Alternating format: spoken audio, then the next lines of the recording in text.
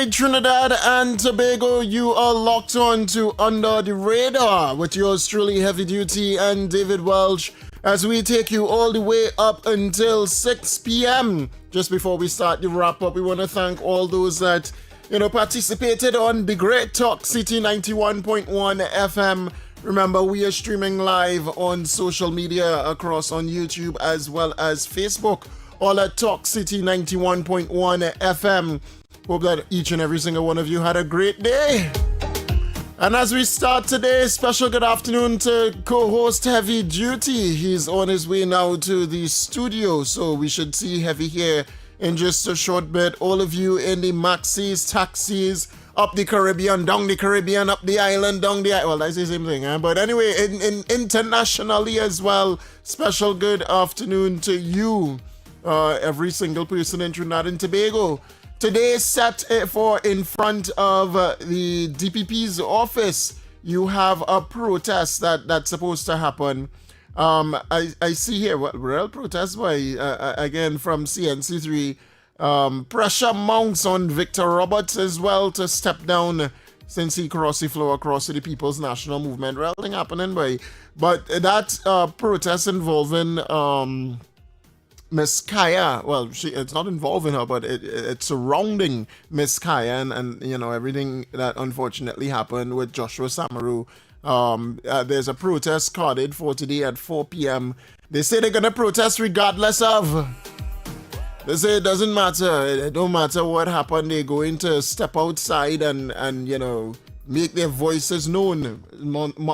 Pressure mounts on Kamala Persad-Bissessar as well as Prime Minister to quote-unquote step down. Pressure mounts for the Commissioner of Police to step down as well as the Minister of Homeland Security as well to step down. I don't know why. I don't know why they need to step down, but pressure mounts for them. But anyway, as we continue that today, Trinidad and Tobago, let me encourage you to call the phone line 622-4911, 622-4911, as well as 394-4911. And as Heavy gets here, we have some real good news coming out of Heritage. As in Trinidad, we see that the Heritage Petroleum Company Limited has begun its transitioning to upgrade pipeline infrastructure as part of an ongoing program aimed at improving operational safety, environmental protection, and system reliability. So Heritage is set to replace just approximately 10,000 feet of aging pipeline infrastructure in Trinidad and Tobago. And again, this is on the heels of the whole conversation surrounding Petrotrin and the reopening of the Guayaquara Petrotrin refinery as well, even with Chevron coming in the midst, having a conversation with the Minister of Energy as well as the Minister in the Ministry of Energy as well, both Dr. Rudal Munilal as well as Ernesto Kiza. Ernesto Kiza was right here on Talk City 91.1 Under the Radar, and we spoke about the reopening of the Petrotrin refinery as well. Heavy Duty would have asked the question about the refinery particularly, and well, the minister gave a response saying that the government is fully, fully interested in reopening the Heritage, it's not Heritage, but the Petrotrin refinery, and no state funding will be spent behind it. So that's some good news coming out of Heritage as well. As of yesterday, I saw that article. And one thing that we didn't talk about yesterday, because yesterday was a massive day, was that protest for jobs. They say it's not a political protest for jobs, but they're blocking streets for jobs. I've never heard that one before. And look at where you block the streets. Ironically, it's in PNM controlled constituencies. Ironically. But anyway, as people say they're complaining for jobs in Trinidad and Tobago, I would have indicated on Monday, I believe, coming out of that whole heated debate on Sunday with the 9 influencers that were paid by the Water and Sewerage Authority. I took to social media and this apparently have a lot of persons a little bit upset, all right? I have indicated that the unemployment rate is actually trending downwards in Trinidad and Tobago, and I would have put out a clip And well, people not too happy with the clip. I saw, and Heavy, when they come here, I don't know. I was trending a little bit for this. So this is what I said when it in regards to employment in Trinidad and Tobago and how unemployment might be affecting a lot of persons. And well, I saw this went viral and persons not too happy about this. But take a listen. You have persons that would make you believe that the United National Congress was against paying any type of social influencers to promote whatever any administration wanted to do, whether or not they're in opposition or government. And that's so not the truth. What's the facts in this? Yes, the UNC called out paid influencers under the People's National Movement. Is it in a bid to say that, well, what they're doing is illegal? No. It is to tell you that these influencers are paid to do exactly what they are doing. Not that they can't do it, Rhoda Barrett was doing it. When Rhoda Barrett was taken to court by Rudal Munilal, it wasn't that, hey, you're getting paid and you shouldn't be paid to spew government, P&M nonsense or any type of nonsense on either radio or social media. It was the fact that she was spreading misinformation about him, which is why the court ordered that defamation lawsuit to be paid. That's the facts in the matter. We know of a lot of PNM supporters that were paid under the PNM administration, but that is fine. But when the UNC does it because it's the Indian party and it's African people they're paying, it's a big issue. You look at all 9 of the influencers, Stark Grimes, Twiggy, you call her Willy Willy, and other persons, all right, that are predominantly black, and you say, hey, that's a problem because they're receiving $5, $6, $7, $8, $10, $13,000, and you have people on the breadline suffering in Trinidad and Tobago as though people have not been unemployed in TNT before. And I've shared stats on social media on my personal page showing that unemployment is actually going down. Yes, it's spiked, but it is gradually going down. But people don't want to believe that. All they want to hear about or talk about is the 9 influencers that are being paid, and then somehow a lot of persons apply for jobs and can't get it in Trinidad, and these 9 influencers not qualified, blah, blah, blah, blah, blah, blah, blah, blah, blah. Noise. Again, all noise. Is it that every single person that went to the University of the West Indies and come up with bachelor degree and this degree and that degree apply to work WASA? Is it that no private enterprises hiring in Trinidad and Tobago? And is it that we just go to UE to just come out and get a government job? That is still the narrative out here, literally. And then when we come out and talk, if I come out and talk, oh, David, you're paid to talk, you're paid to just talk good about the government, and you're on radio just talking good about the government only. That's all you're doing. Let me ask you a question. When you get if it is that you get hired in the private sector, you will go there and do what you want to do. And let me make it clear, the government does not mandate what we speak about. They don't come out and say, hey, talk about this, talk about that, and only promote good. Never. You have persons that would make you, and well, that there didn't sit well with a lot of people apparently, but to each their own, yes. But anyway, I on the facts of the matter, right? The fact is right now that unemployment in Trinidad and Tobago is down. According to, again, the CSO as well as the IMF, our unemployment is set to trend to 4.15% as of 2025, and that should be the 2026. So that's the first quarter of 2026. The last quarter of 2025, the unemployment rate is currently at 4.3%. So a lot of persons went back and say, well, I mean, it was at 3.8%, and then this current government took it to 4.8%. Listen, it doesn't matter, It really doesn't matter. We were in an election year, and transitioning from one government to the other government, you obviously know that persons that were on state boards and stuff would be fired. They're not going to be there anymore, all right? So yes, unemployment spiked up a little bit. However, unemployment is trending downwards Trinidad and Tobago. This is not us or not me negating the fact that a lot of persons are unemployed, but this is just a reality in the matter.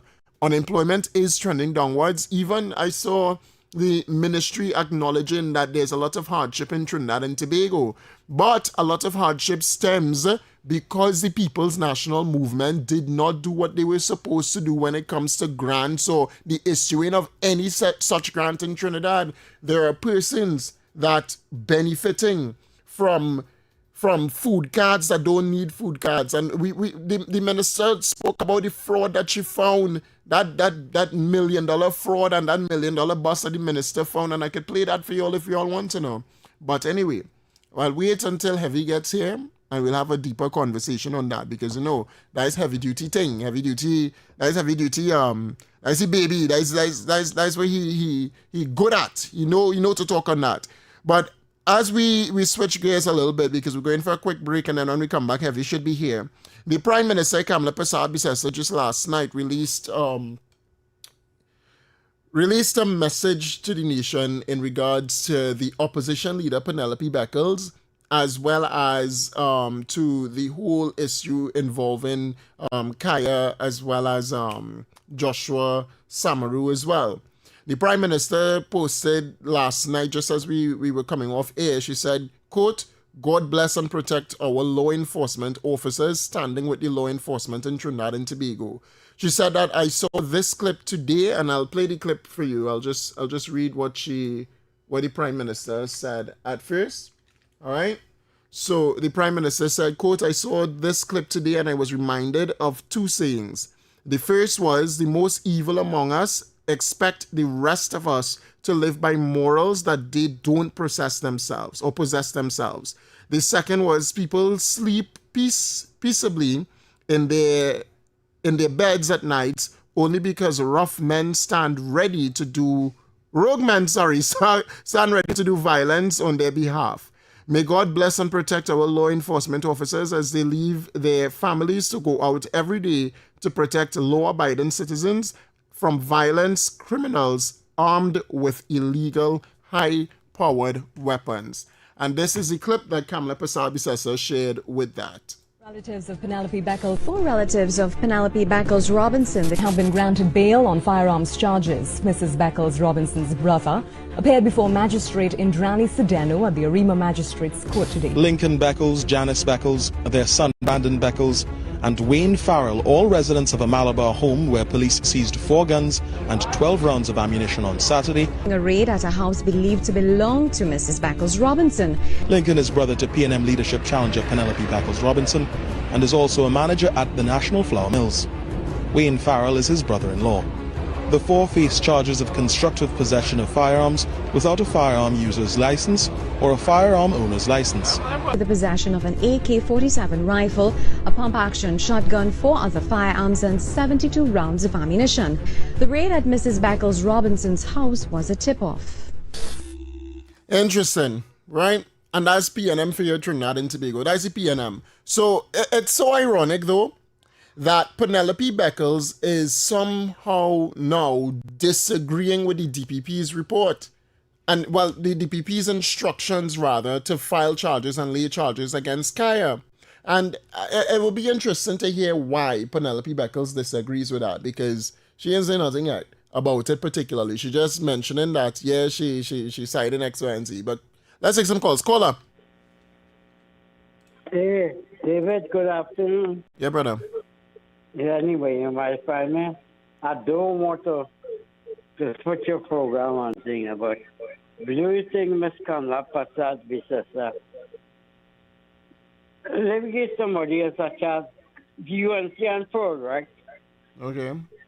Yeah, UNC and Pro. I call it from the constituency of Siparia. All right, brother. Thanks so much. My MP is Kamala. My MP is Kamala. All right. Thanks so much. Right? Yeah, man. Thanks so much. 622-4911, 622-4911. We'll take one good call before going to the break, all right? But listen, it's so ironic that the PNM could want to talk about anything right now, because under their watch again, plenty babies lost their lives. They're now saying in 2 months, all these people, about 6 persons, this person, that person lost their life. How many persons lost their lives under the People's National Movement and they did nothing? Caller. Good afternoon, David, and good afternoon to your listeners. David, I want you to walk me through this thing with Kaya Syria and help me out to make sense of it. So, me and you would have been in a vehicle running from the police for whatever reason, right? Yeah. The police, we crashed the car, the police engaged, they killed you, and I am left wounded. And based on the report of the police, they are saying that they saw me with a gun pointed in their direction. They saw you with your hands out the window. and they were fearful for their life and they engaged, right? And after all of that and the smoke is clear, you pass away and I am allowed to get medical treatment without being under police guard, in spite of what the police observed, which is the gun in my hand. And also I was allowed to leave the country. So I'm asking, how does the police explain the procedure in this matter and how they proceeded? No problem. How is Well, it that to answer that first one, the TTPS came up with with that notion. The investigation happened afterwards, and it was determined there and then when forensic determined it as well.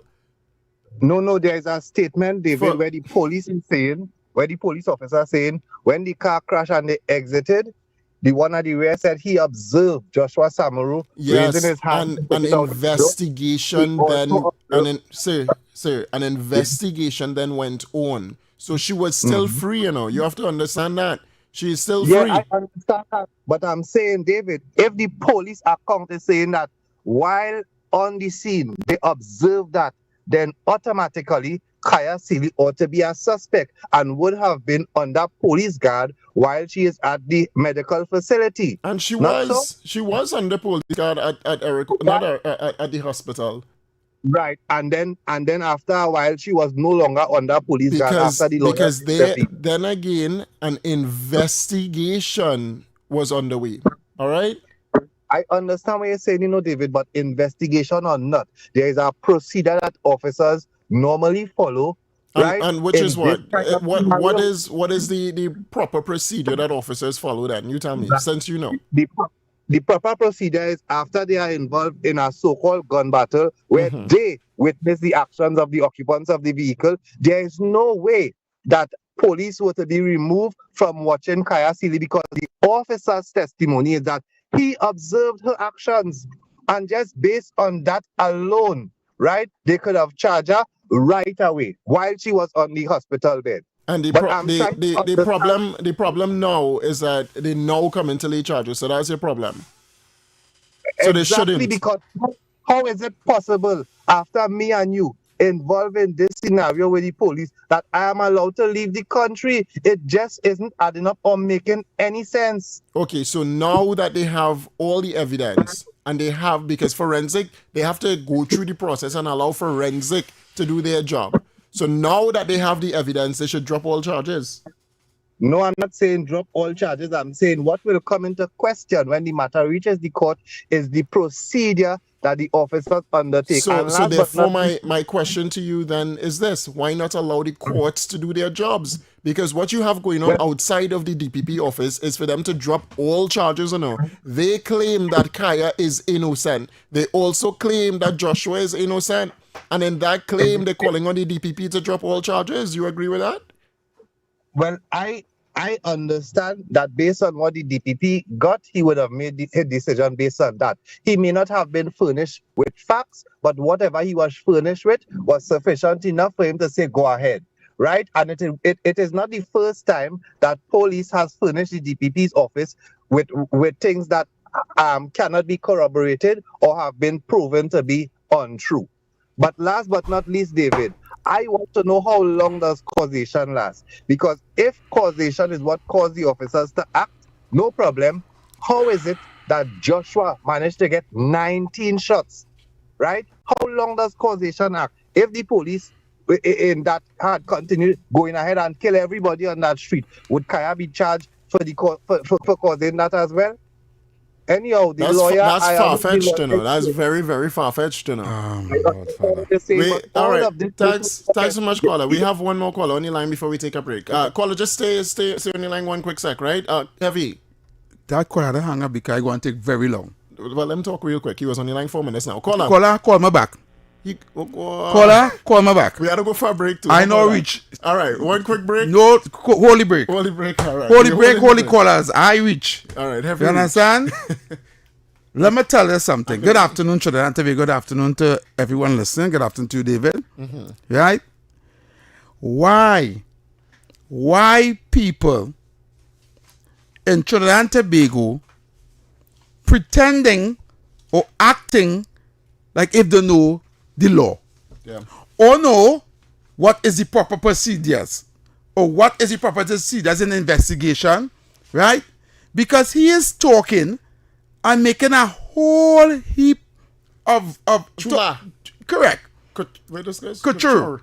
You understand? Only one set of speculations, right? The police who was involved in the shooting is not the same police that was involved in the investigation. Actually, after that shooting, they were put on leave. And you have no. Is leave that was put on? There wasn't put on suspension. Nah, they were still allowed to. Yeah, but they was not able to be on duty as they were accustomed to. Okay. I think they were put to stay inside or put on sentry duty or something. So, right? Okay. All right. Right. They had no involvement in what was happening with the investigation because a public outcry states that they are the ones who is to blame for the guy's death. Yeah. So at the point in time, neither Joshua nor Kaya. Right, was suspects. They were victims. You won't put a police officer, right, in the hospital to guard a victim. Although they were there. They were there. All right. They were there hoping that she get up to get some questions, statements you. and all them things from her. For statements. To find out to make sure that she's a suspect correct. or anything. She was never a suspect in this matter. Correct. If you are not a suspect, you are allowed to free and travel and go wherever you want. Now, the gun that was found in the vehicle, even though it was found, right, there was speculation whether or not if it was placed there or if it was theirs. That made her still not a suspect. Right? Understand what I'm saying? So the people who talking about if they find a gun in the car and whether or not, because they had reason to believe whether the gun was originally hers or theirs or if it was planted. Right? This now has to do with the outcome of the investigation. When the shells was picking up in and around the scene, they have to know which shell was fired from which gun. Even the shells or the bullets that was in Joshua and in her have to be taken to find out which gun fired which bullet. You understand? Yeah. All these have to take into consideration. Right? At the time, she was never a suspect. She was a victim. So she could go to the place where, if they know she shoot, why they saying shall we? They didn't know. All this information that is happening now was pending in the investigation. Now the investigation, after 4 or 5 months, went to the DPP. The DPP said, and then they found out what happened and which gun was shoot and who shoot what and how many rounds was fired and this and that and the gunshot residue in the vehicle and the DPP now get a clear understanding of what really happened. Yeah.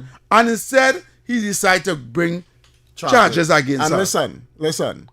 Even as the DPP lays charges, you are still innocent. Yeah, until proven guilty. Yes. Leave it for the court. That's what I'm saying. She have a chance to go to court and defend herself. And what they're doing outside the DPP office is going there and saying she innocent outright and Joshua Samaru innocent outright. Let them out and call for the resignation of everybody. We indulge in criminality in Trinidad. We are circumventing law because the law is innocent until proven guilty.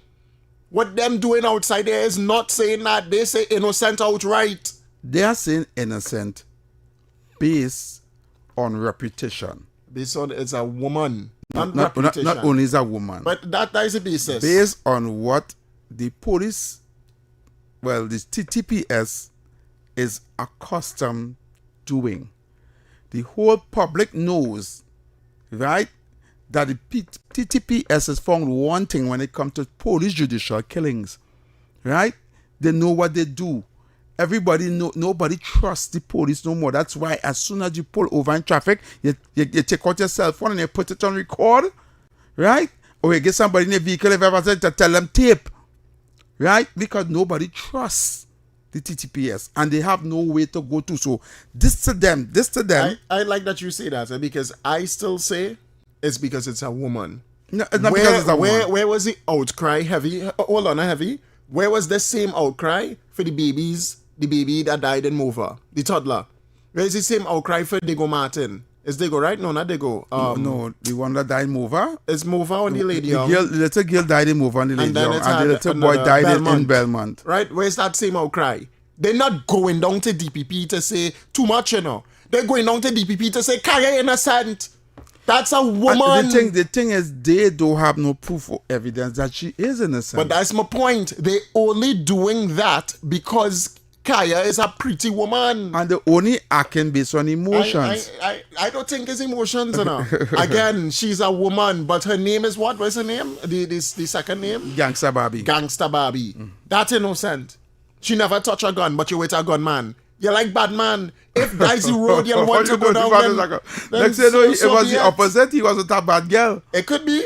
But if Dicey Road, you want to go down, then you suffer the consequences of it. Who live by the sword, die by the sword. All right. That's no. Go for the break now. No, I can go for it. Yeah, Now go that for you the get break my now. heat said, I can go for the You break. can go for the break now. Go for the break now. You're getting too hot. Relax yourself. Calm down. When we come back, your calls and opinions, because the phone line's up. And I didn't want to come at third day and speak about this topic. I don't know why you going But there. they're protesting. What you mean? This is news. They're going down. They say it. And when I did it, Gary Griffith come and arrest me. You're not supposed to protest in a state of emergency. How there been a lot of Hey, civil... don't come with that. I sue Gary and win on that. They could protest once they get permission to do it. And they don't need to ask for permission. They just need to say in advance, this is what we're doing. All right? And we're standing okay. peacefully. All right. All right? But again, what they're doing is circumventing law. The lawyer, the attorney, and there's the attorney's mission to create much public More public interest outcry so and that outcry. that she could win based on Correct. on the influence Sympathy. of yeah. And okay. the general public, the case is a big case outside, so you stir up plenty in the public domain, so therefore you mount pressure on the courts. Because if it is that the courts rule in favor of the government, not the government, of the state, of the DPP and of the police officers, they then paint in a picture that, yeah, they are above the law. I've been honest with you, and I said it many times before, and I say it again. I was on Kaya side, Yeah. up until You saw more. I saw evidence. Because I'm a man of logic. It cannot mix emotions with logic. Right? Yeah. Right. It's not because you have a bad day today, you know what the sun come up tomorrow. The sun is going to come up tomorrow. Logically or not, it's going to come up. Correct. You understand where I'm coming from? But because you have a bad day, the sun is supposed to come up. Why come up having a bad day? You understand? It's making no sense. Agreed. Right? Agreed. Right. Let's go for the break now. We're going for the break. And thirdly on this heavy, as my train of thought just left there. But on this one, the issue also is that people just not understanding that the law must prevail. I don't know why people can't understand that. Let the law prevail. Let the people do their jobs. Let the courts do their jobs. And then see the outcome of this. But anyway, stay tuned, Trinidad and Tobago, to Talk City 91.1 FM, your address for talk radio. And just before we go, let me tell you, if you need 10 labels, Purple Cow's your choice. Need 10,000, then Purple Cow's the only choice. At Purple Cow Advertising, we bring your ideas to life, where creativity grazes and imagination runs a little while. From eye-catching labels to standout banners, posters, and more. If you can imagine it, we can print it. Check us out on Facebook and Instagram and see the magic yourself. Purple Cow Advertising, little company, big heart, proudly serving Marabella for over 12 years. Stay tuned to Talk City 91.1 FM. Your calls and opinions up next, right here on Under the Radar. Buried in the rhythm, hidden beneath the soil, sleeping within the spirit of Tobago, something awakens.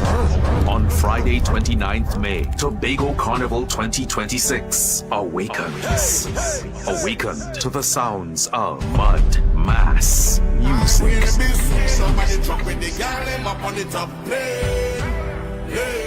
From From 4 p.m., the Pigeon Point Heritage Park transforms into the heartbeat of the island for the official launch of Tobago Carnival 2026. Witness the sunset ignite the sky as rhythm, color, and pure bacchanal energy consume the night. This is not just the launch. This is the awakening. Feel it, live it, be there. Tobago Carnival 2026. Mud, mass, music. Good morning, Trinidad and Tobago and the world. I'm Vermala Balkaran. Welcome to Trinidad and Tobago today. Let's take a look at what's trending this morning. Every morning in Trinidad and Tobago, a new conversation begins. And right here, we take that conversation further, speaking with the stakeholders and voices behind the stories. From news and lifestyle to culture, health, and entertainment, we bring you the topics that matter most as you start your day. Join us weekdays, Monday to Friday at 6 a.m. Watch on TTT or join the conversation from anywhere on your smart device at TNT Today Show, Trinidad and Tobago Today, exclusively on TTT.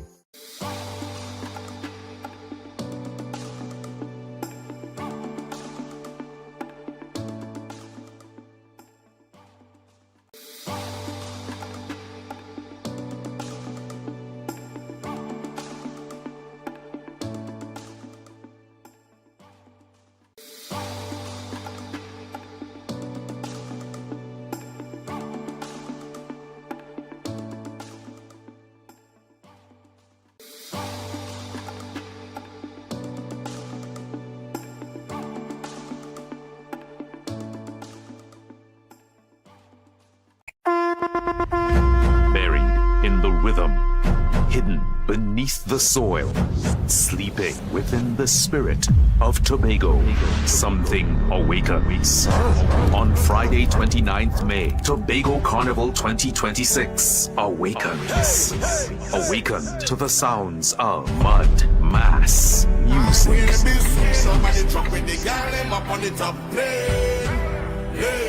From 4 p.m., the Pigeon Point Heritage Park transforms into the heartbeat of the island for the official launch of Tobago Carnival 2026. Witness the sunset ignite the sky as rhythm, color, and pure bacchanal energy consume the night. This is not just the launch. This is the awakening. Feel it, live it, be there. Tobago Carnival 2026. Mud, mass, music.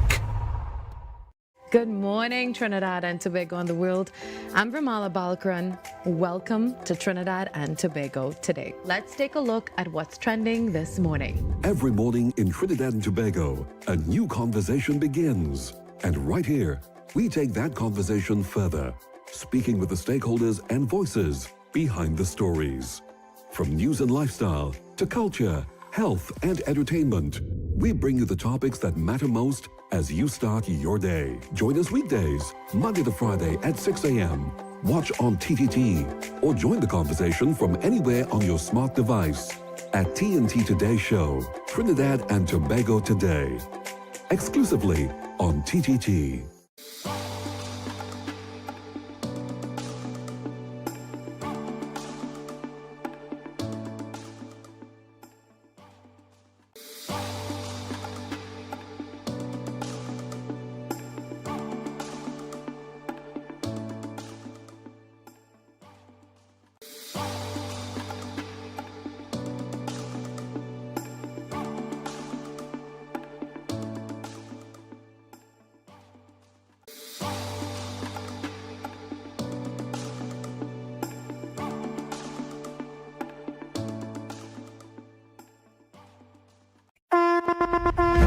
Buried in the rhythm, hidden beneath the soil, sleeping within the spirit of Tobago, something awakens. On Friday 29th May, Tobago Carnival 2026 awakens.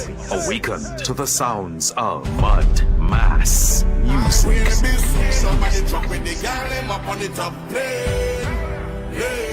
From 4 p.m., the Pigeon Point Heritage Park transforms into the heartbeat of the island for the official launch of Tobago Carnival 2026. Witness the sunset ignite the sky as rhythm, color, and pure bacchanal energy consume the night. This is not just the launch. This is the awakening. Feel it, live it, be there. Tobago Carnival 2026. Mud, mass, music. Good morning, Trinidad and Tobago and the world. I'm Ramala Balkaran. Welcome to Trinidad and Tobago today. Let's take a look at what's trending this morning. Every morning in Trinidad and Tobago, a new conversation begins. And right here, we take that conversation further, speaking with the stakeholders and voices behind the stories. From news and lifestyle to culture, health and entertainment, we bring you the topics that matter most as you start your day. Join us weekdays, Monday to Friday at 6 a.m.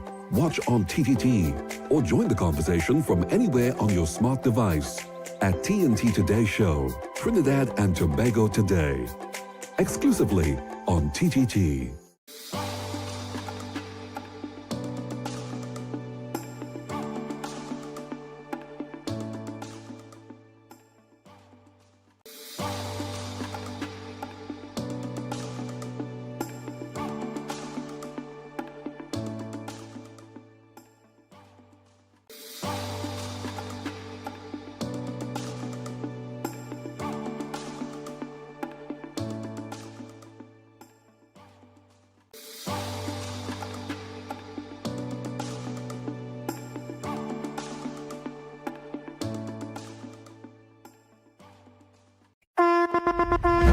Buried in the rhythm, hidden beneath the soil, sleeping within the spirit of Tobago, something awakens.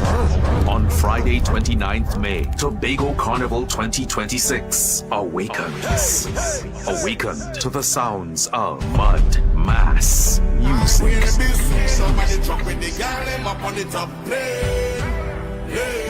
From 4 p.m., the Pigeon Point Heritage Park transforms into the heartbeat of the island for the official launch of Tobago Carnival 2026. Witness the sunset ignite the sky as rhythm, color, and pure bacchanal energy consume the night. This is not just the launch. This is the awakening. Feel it, live it, be there. Tobago Carnival 2026. Mud, mass, music. Good morning, Trinidad and Tobago and the world. I'm Ramala Balkaran. Welcome to Trinidad and Tobago today. Let's take a look at what's trending this morning. Every morning in Trinidad and Tobago, a new conversation begins. And right here, we take that conversation further, speaking with the stakeholders and voices behind the stories. From news and lifestyle to culture, health and entertainment, we bring you the topics that matter most as you start your day. Join us weekdays, Monday to Friday at 6 a.m. Watch on TTT or join the conversation from anywhere on your smart device at TNT Today Show, Trinidad and Tobago Today, exclusively on TTT.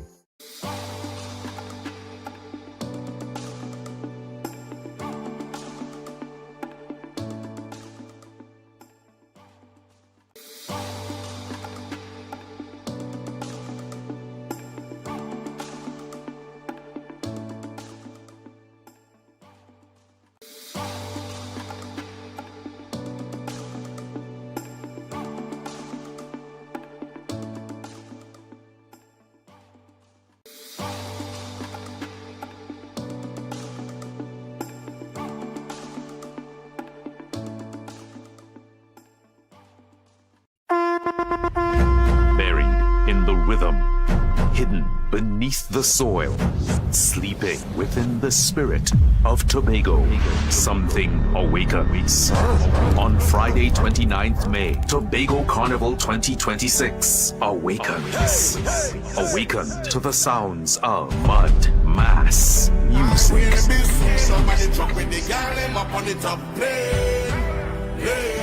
From 4 p.m., the Pigeon Point Heritage Park transforms into the heartbeat of the island for the official launch of Tobago Carnival 2026. Witness the sunset ignite the sky as rhythm, color, and pure bacchanal energy consume the night. This is not just the launch. This is the awakening. Feel it, live it, be there. Tobago Carnival 2026. Mud, mass, music. Good morning, Trinidad and Tobago and the world.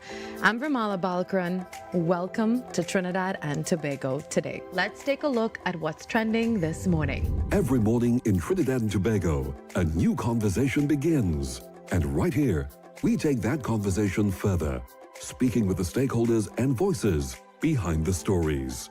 From news and lifestyle to culture, health and entertainment, we bring you the topics that matter most as you start your day. Join us weekdays, Monday to Friday at 6 a.m.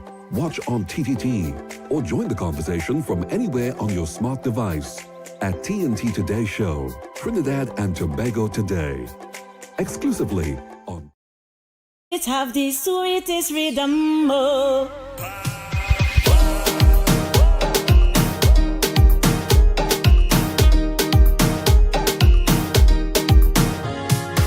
All right, welcome back, Trinidad and Tobago. We're back on the inside under the radar with yours truly, Heavy Duty and David Welch. Listen, we'll just go straight back to the phone lines because there's a lot. All right, caller. Yes, good day, gentlemen. Yes, how are you all doing today? We're good. How are you? Good. So my point is this, all right?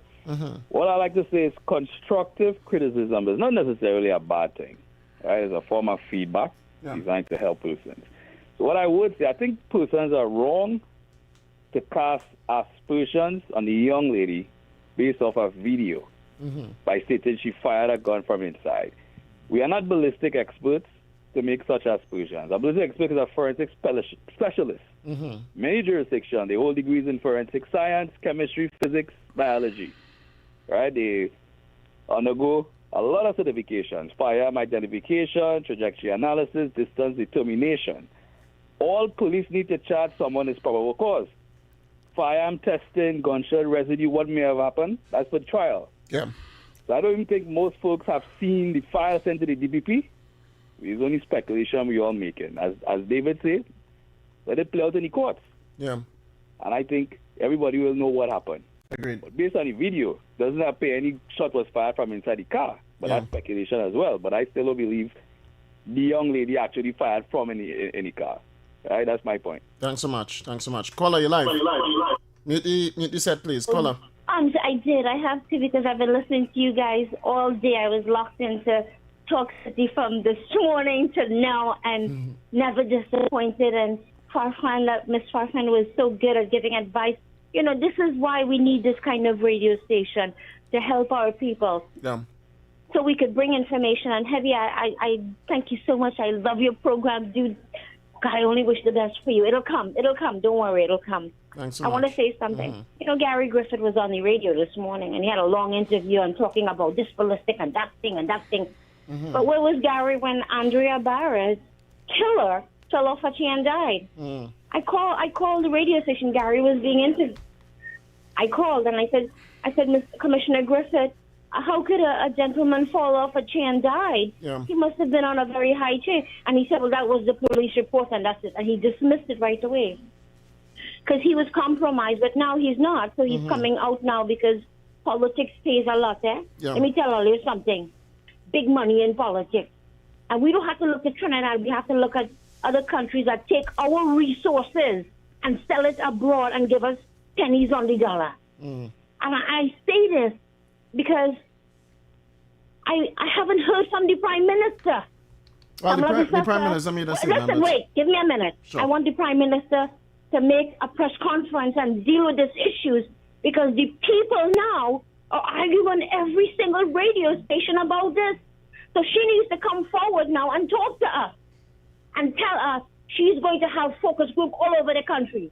We want people in our villages, rural areas to come together and talk about the police and the brutality or whatever. If you have good news about the police, they help you. Let us get that information, let us correlate it, and we don't have UE to do that. I think UE could probably do it, but, we could do it ourselves in the village because, all our children are so smart. We don't need UE because they get millions of dollars and they're not doing much. And so what I'm saying to us is we need the Prime Minister to step forward now and resolve this matter. Okay. We don't have data on the DPP. How many cases have they won? How many cases has the DPP won? How many billions have the government spent on the DPP, and they're still understaffed to this day, and they have no investigations? They have no investigators. They rely on the police to submit a press release, and it gets published in Guardian Media, all the media, the police gives us their news. We don't investigate them because they're fighting the gangs. Let me tell you something. That video was very powerful. And whoever released that video, bless you, you have a place next to the universe and you'll be free once and for all.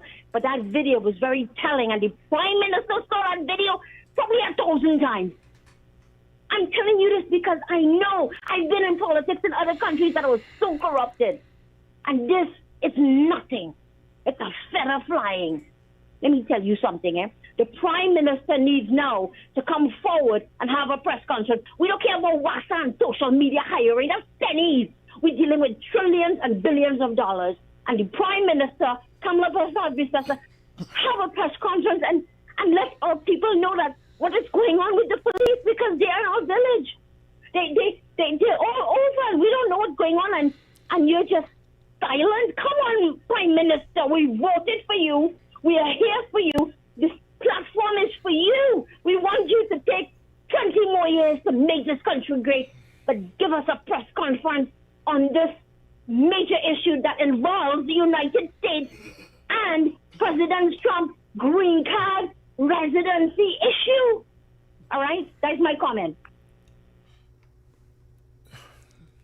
It was an emotional one. And I get that there's a lot of emotions involved in all of this here today. I will say that the Prime Minister does not need to make a press conference simply because the Prime Minister does not get involved in matters as such. Of course. Right? This matter, again, is now before the court, and we have separation of powers in Trinidad and Tobago. We go into WhatsApp line first. Caller on WhatsApp. Caller. Hello. Yes, sir. Wait, I hear so long, boy. Anyway, David, and Heavy. Yes. Listen, you see all these people who want to walk you here and walk you this and walk you that. People who call them for justice all the time, like them I know what justice is, because justice come for how you name Joshua and I want Kaya now. I got to have Kaya now. That's your name? Kaya, yeah. Kaya, right. Justice coming for she, right? The court coming. Okay. And you understand what I mean? And them still want you and Heavy and Mr. X and this one and that one to investigate and walk them through this and walk them through that. What is wrong with these people and them? Yeah. I tell you, I tell you all there again. You see, Manzanilla, Lostiro, Quinam, Columbus Bay, it have plenty sand. And let these people just go and stick there in the sand and wait on Simpson, Allen, and Tedo and all them funeral to come for them now. All right, thanks so much. Yeah, man. Hello? Yes, sir. Hello, good day. Yes, sir, go ahead. Good evening to the panel there. Yeah, man. Yeah, well, I'm a 40s there, Heavy. You hear me? Yeah, go ahead. If you remember, back in some years ago, it used to have a police ship called the White Lotus. That if you hear it coming around the corner, you ain't doing nothing wrong, You're playing marble pitch or rubber bands, drops or something in the backyard, but you're running for your life. Yeah. Right? Because you know the fear, you don't know what coming to it, that you have this fear for these, because not all the police straight, right? And to help curb this crime, we all know that we need the citizens to work together with the police. And working with the police is a kind of 50-50 chance, because sometimes they make a report on a crime happening and they allegedly, they're making a call to the people who committing the crime. and could get the caller in trouble. Okay. Right? So I think they have to do something for the citizens to build back this trust with the TTPS to help curb this crime in Trinidad and Tobago. All right, brother. Thanks so much. Okay, then. Yeah, man. Caller live. Heavy and David. Yeah, man. Pertaining to Wassa. Who's this? Didn't people try to burn down that building in Wassa? Leave it there. Leave it there. All right. Is that they talking about what we talking about, or they don't talk at all? Okay, what's coming with a narrative? Talk about things heavy. No, but call and I have program to talk about that. We have a particular topic going on right now, and people talking about that, right? We're not talking so about much, Wassa and burning down Wassa building and wherever the case will be. I don't know how you reached it. Well, we coming to the WhatsApp line just now, but caller live. Good day, Mr. West. Yeah. And Mr. Heavy. Yeah. I don't know why they don't leave the Prime Minister alone. I don't know, they look at the hot up here. Eh? Like, them are not doing their house well. All right. Thanks so much. Yeah. Yeah, man. WhatsApp, just hold 1 second again. Caller. 1 second. Say WhatsApp, caller. KSLD is not equipped to come back to Trinidad. Wassa. Okay. All right. Caller. WhatsApp. Hey, good afternoon. Heavy. Yes, sir. Good afternoon. I listened to Heavy when he came in and speak about the whole situation with the young lady wasn't charged or anything, and She whatever wasn't. the case, She right? was never a suspect. She was never a suspect, right? I listened to that, right? But I wanted to listen to what he's saying, Heavy. If I in a car that was in a shootout with the police, because what they're saying today is that gunshot was fired towards them before they opened fire, right? If I was in a car with police in a shootout, Heavy, right? At no point in time, even if I get shot, at no point in time I would not able to be released, because there's people right now in the prison who making 5, 6, 7, 8, even 10 years that was in shootout with the police, and they still lock up, and they didn't get an opportunity like this to walk away or to go anyway, Heavy. And I'm not talking crazy here. Right? You're not making any sense. I just said she was never a suspect in the shooting. She was also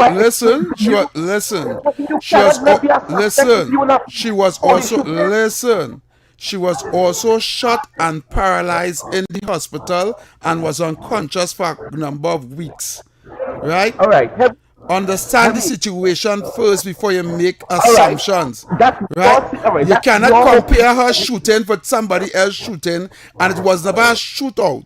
She shot at the police, and the police shot up the car. The police had no idea who was in the vehicle. Hold on. All right, Heavy, but just so you say it, she shot at the police. Listen, Brooklyn. Yeah. Listen, right? Based on what happened, okay? When the investigation started within that police shooting, right? The police was hands off. Forensics detective took over the matter based on listen. Because like you're trying to push your narrative, which not making any sense, and I am trying to explain to you what exactly happened. Right? It was never a situation where the police. It was never another situation where the police themselves who did the shooting investigate the same shooting, or the members of that police unit, or members of that police or the police station where that police was from. Right? The commissioner of police, right, under his advice that it goes straight to the forensic unit, because it was a police involved shooting, 1, and 2, it was caught on camera, right? So public opinion, right, was that these police officers shoot at them. So he wanted to make sure that case was dealt with properly. All right, so let me make a contribution, please, right? Because I listen to you. So let me make my contribution, right? And then you could talk after when I come off the line. Heavy, if there is a shooting incident where they say that they will shoot at, Heavy, at no point in time, there are people in jail today, Heavy. At no point in time, the person who was shooting at the police or get shot or whatever would have been able to walk away. I don't know what you're talking about. Forensic, that would have, the person would have be arrested and all this investigation would have take place and court would have take place, but no how Heavy. Heavy, that what you're saying, it doesn't make sense to nobody about she wasn't a suspect. How she was not a suspect when they say she shoot at the police? How can I not be a suspect if I shoot at the police? How I can shoot at the My police mic and I off? walk out? And let me ask you a question, Brooklyn. Right? When did you graduate from criminology school? You see, it's not about me. No, when you did okay, it's not about me either. Because you know you are trying you're not an expertise in criminology. So you're trying to tell listen. You're not listening. You are trying, right? To make my point, you see my point not making any sense at all, right? Based on what you see happen already with other police shooting. And I am telling you, I'm asking you a simple question. Is all police or all people shooting at the police the same? All police shooting is the same? Is the exact same? I am asking you if every single case where people shoot at the police was the same. Well, that question I hope we can answer right after the Plerian News, because we had to go for that right now. Sorry there, Brooklyn. We really had to go up for it. All the callers on the line, we do apologize. We'll be back right here on Talk City 91.1 FM at 4:15. Stay tuned. Buried in the rhythm, hidden beneath the soil, sleeping within the spirit of Tobago, something awakens. On Friday 29th May, Tobago Carnival 2026 awakens. Awaken to the sounds of mud, mass, music.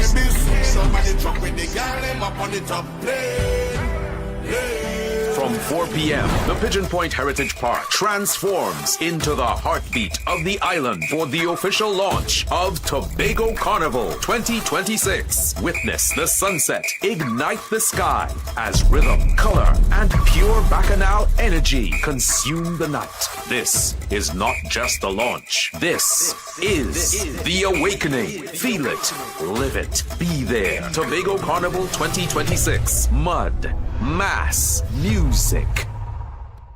Good morning, Trinidad and Tobago and the world. I'm Vermala Balkaran. Welcome to Trinidad and Tobago today. Let's take a look at what's trending this morning. Every morning in Trinidad and Tobago, a new conversation begins. And right here, we take that conversation further, speaking with the stakeholders and voices behind the stories.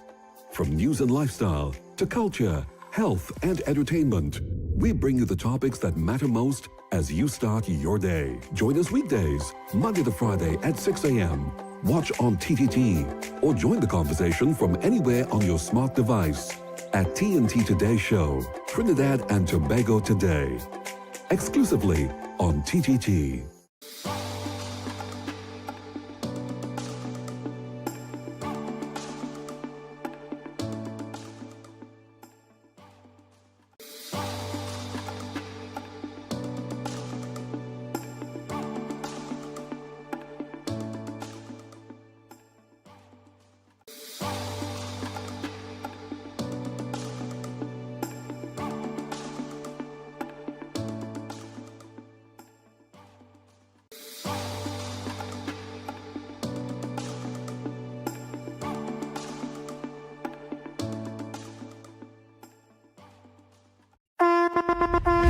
Buried in the rhythm, hidden beneath the soil, sleeping within the spirit of Tobago, something awakens.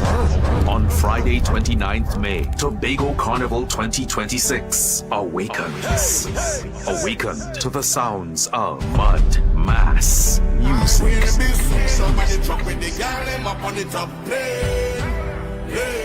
From 4 p.m., the Pigeon Point Heritage Park transforms into the heartbeat of the island for the official launch of Tobago Carnival 2026. Witness the sunset ignite the sky as rhythm, color, and pure bacchanal energy consume the night. This is not just the launch. This is The Awakening. Feel it, live it, be there. Tobago Carnival 2026. Mud, mass, music. Good morning, Trinidad and Tobago and the world. I'm Vermala Balkaran. Welcome to Trinidad and Tobago today. Let's take a look at what's trending this morning. Every morning in Trinidad and Tobago, a new conversation begins. And right here, we take that conversation further, speaking with the stakeholders and voices behind the stories. From news and lifestyle to culture, health and entertainment, we bring you the topics that matter most as you start your day. Join us weekdays, Monday to Friday at 6 a.m. Watch on TTT or join the conversation from anywhere on your smart device at TNT Today Show, Trinidad and Tobago Today, exclusively on TTT.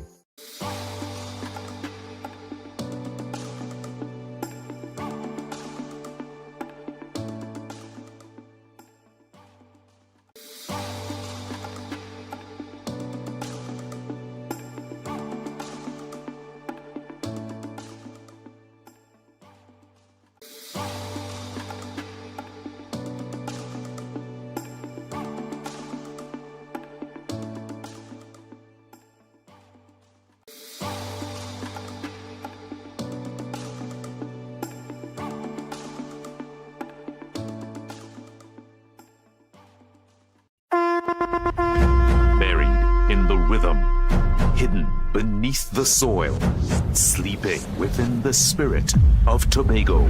Something awakens. On Friday, 29th May, Tobago Carnival 2026 awakens. Awaken to the sounds of mud, mass, music.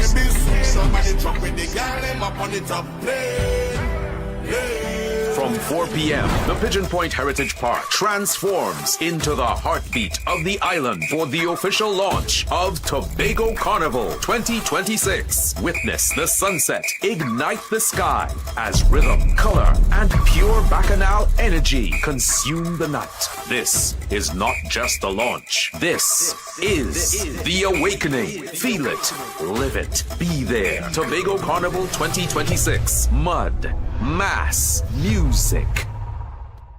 Good morning, Trinidad and Tobago and the world. I'm Vermala Balkaran. Welcome to Trinidad and Tobago today. Let's take a look at what's trending this morning. Every morning in Trinidad and Tobago, a new conversation begins. And right here, we take that conversation further, speaking with the stakeholders and voices behind the stories. From news and lifestyle to culture, health and entertainment, we bring you the topics that matter most as you start your day. Join us weekdays, Monday to Friday at 6 a.m. Watch on TTT or join the conversation from anywhere on your smart device at TNT Today Show, Trinidad and Tobago Today, exclusively on TTT.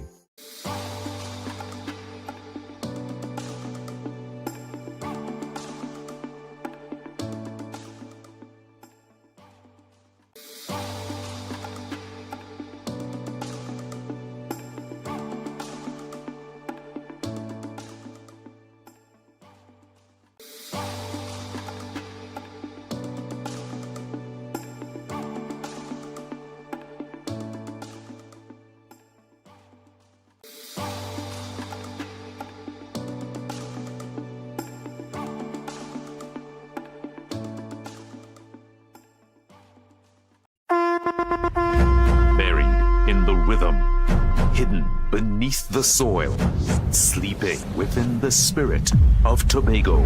Something awakens. On Friday, 29th May, Tobago Carnival 2026 awakens. Awaken to the sounds of mud, mass, music.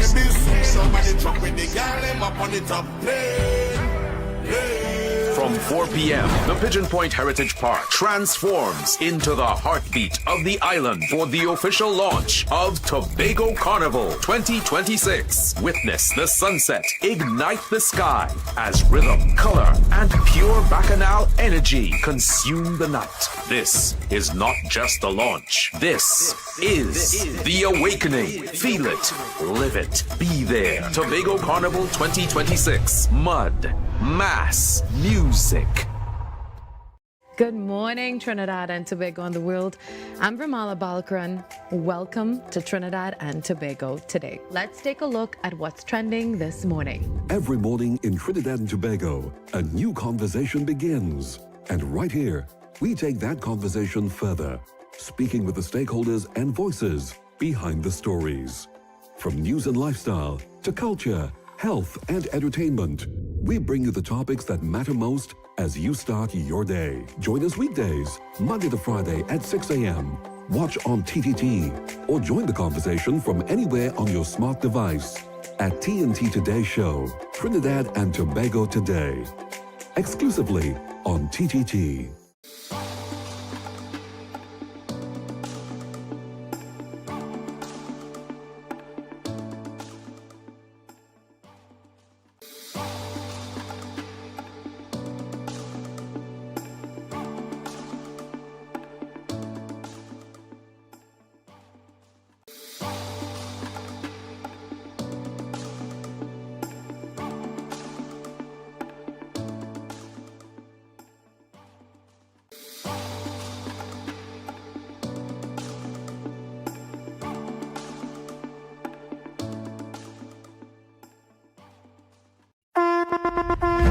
Buried in the rhythm, hidden beneath the soil, sleeping within the spirit of Tobago, something awakens. On Friday, 29th May, Tobago Carnival 2026 awakens. Awaken to the sounds of mud, mass, music.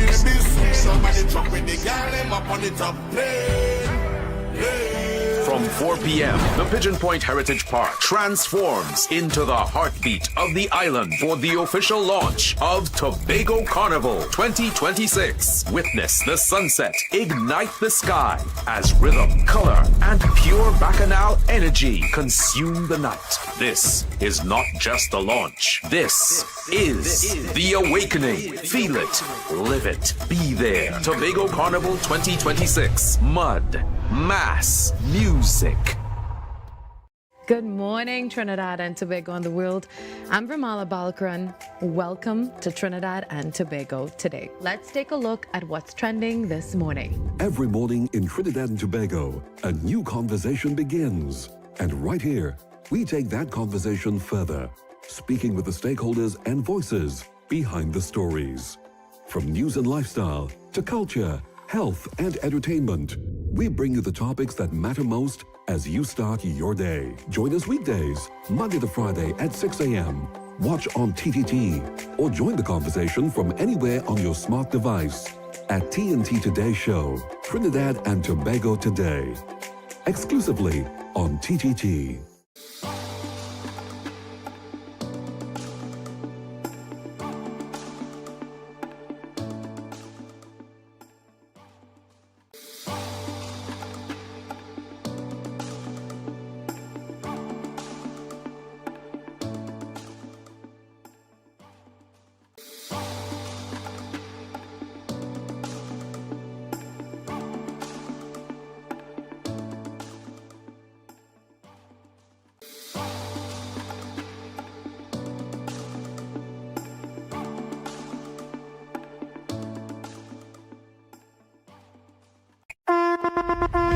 Buried in the rhythm, hidden beneath the soil, sleeping within the spirit of Tobago, something awakens. On Friday, 29th May, Tobago Carnival 2026 awakens. Awaken to the sounds of mud, mass, music.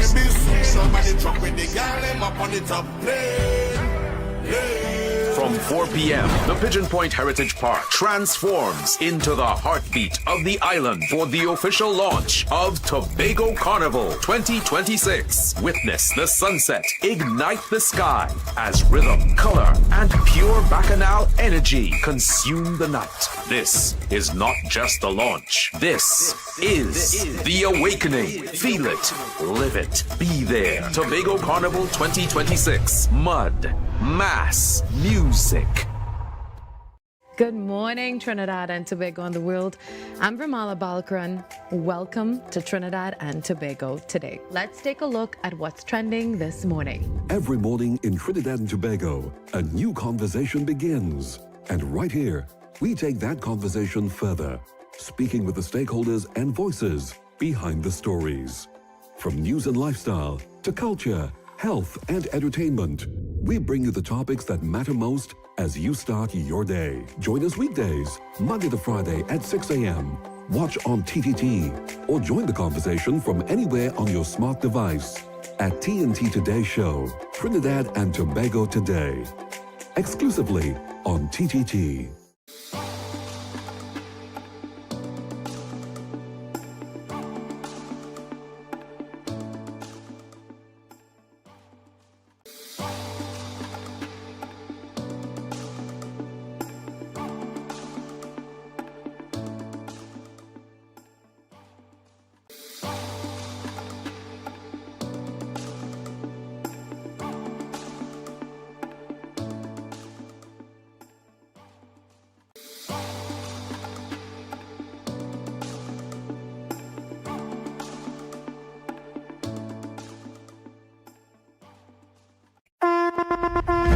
Buried in the rhythm, hidden beneath the soil, sleeping within the spirit of Tobago, something awakens.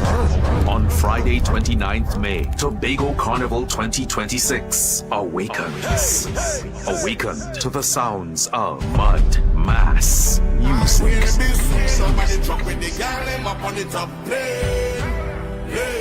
From 4 p.m., the Pigeon Point Heritage Park transforms into the heartbeat of the island for the official launch of Tobago Carnival 2026. Witness the sunset ignite the sky as rhythm, color, and pure bacchanal energy consume the night. This is not just the launch. This is the awakening. Feel it, live it, be there. Tobago Carnival 2026. Mud, mass, music. Good morning, Trinidad and Tobago and the world. I'm Vermala Balkaran. Welcome to Trinidad and Tobago today. Let's take a look at what's trending this morning. Every morning in Trinidad and Tobago, a new conversation begins.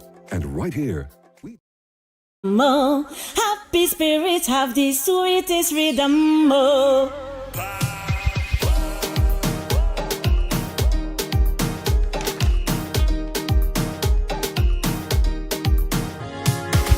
Need data on the go? Get a preloaded SIM card for as low as $40. Available at any store where you see a Digicel sign on the outside. Spot the Digicel sign, get a new number, preloaded data, and more. And for all you Digicel customers, spin to win. Win up to $750 weekly in cash. Digicel customers can text the word SPIN to 8181 to enter. Enter now for the chance to win cash weekly. From history to culture, this is Know Your Country, only on Talk City 91.1 FM. All right, welcome back to Talk City, Trinidad and Tobago under the radar, and we're in our segment Know Your Country. This is all about what you know about Trinidad and Tobago. The phone line's going off, and I think I already know why, but we're in this segment. All right, Yes. You all ready? Access phrase. Access phrase caller. I tell you that. Then call for that. You know what to call for. Access phrase. Yeah, good day, my friend. Yes, sir. Access phrase. We in a segment. Yeah, I heard a woman earlier on the program. We pausing. We in a segment. Stop it. Come, I call her. Thank you very much. You'll call back. Trinidad and Tobago. We are in a segment now called Know Your Country. Play this singer again. Play the singer again. Play the promo. From history to culture, this is Know Your Country, only on Talk City 91.1 FM. Get the instrumental that we are accustomed playing for now. Forget it. Forget that Jeopardy. Right? Get your whip line up because if somebody call, long time. Because if somebody else call here to talk about anything else besides Know Your Country to go get some licks. My whip ready. Right? Access first caller.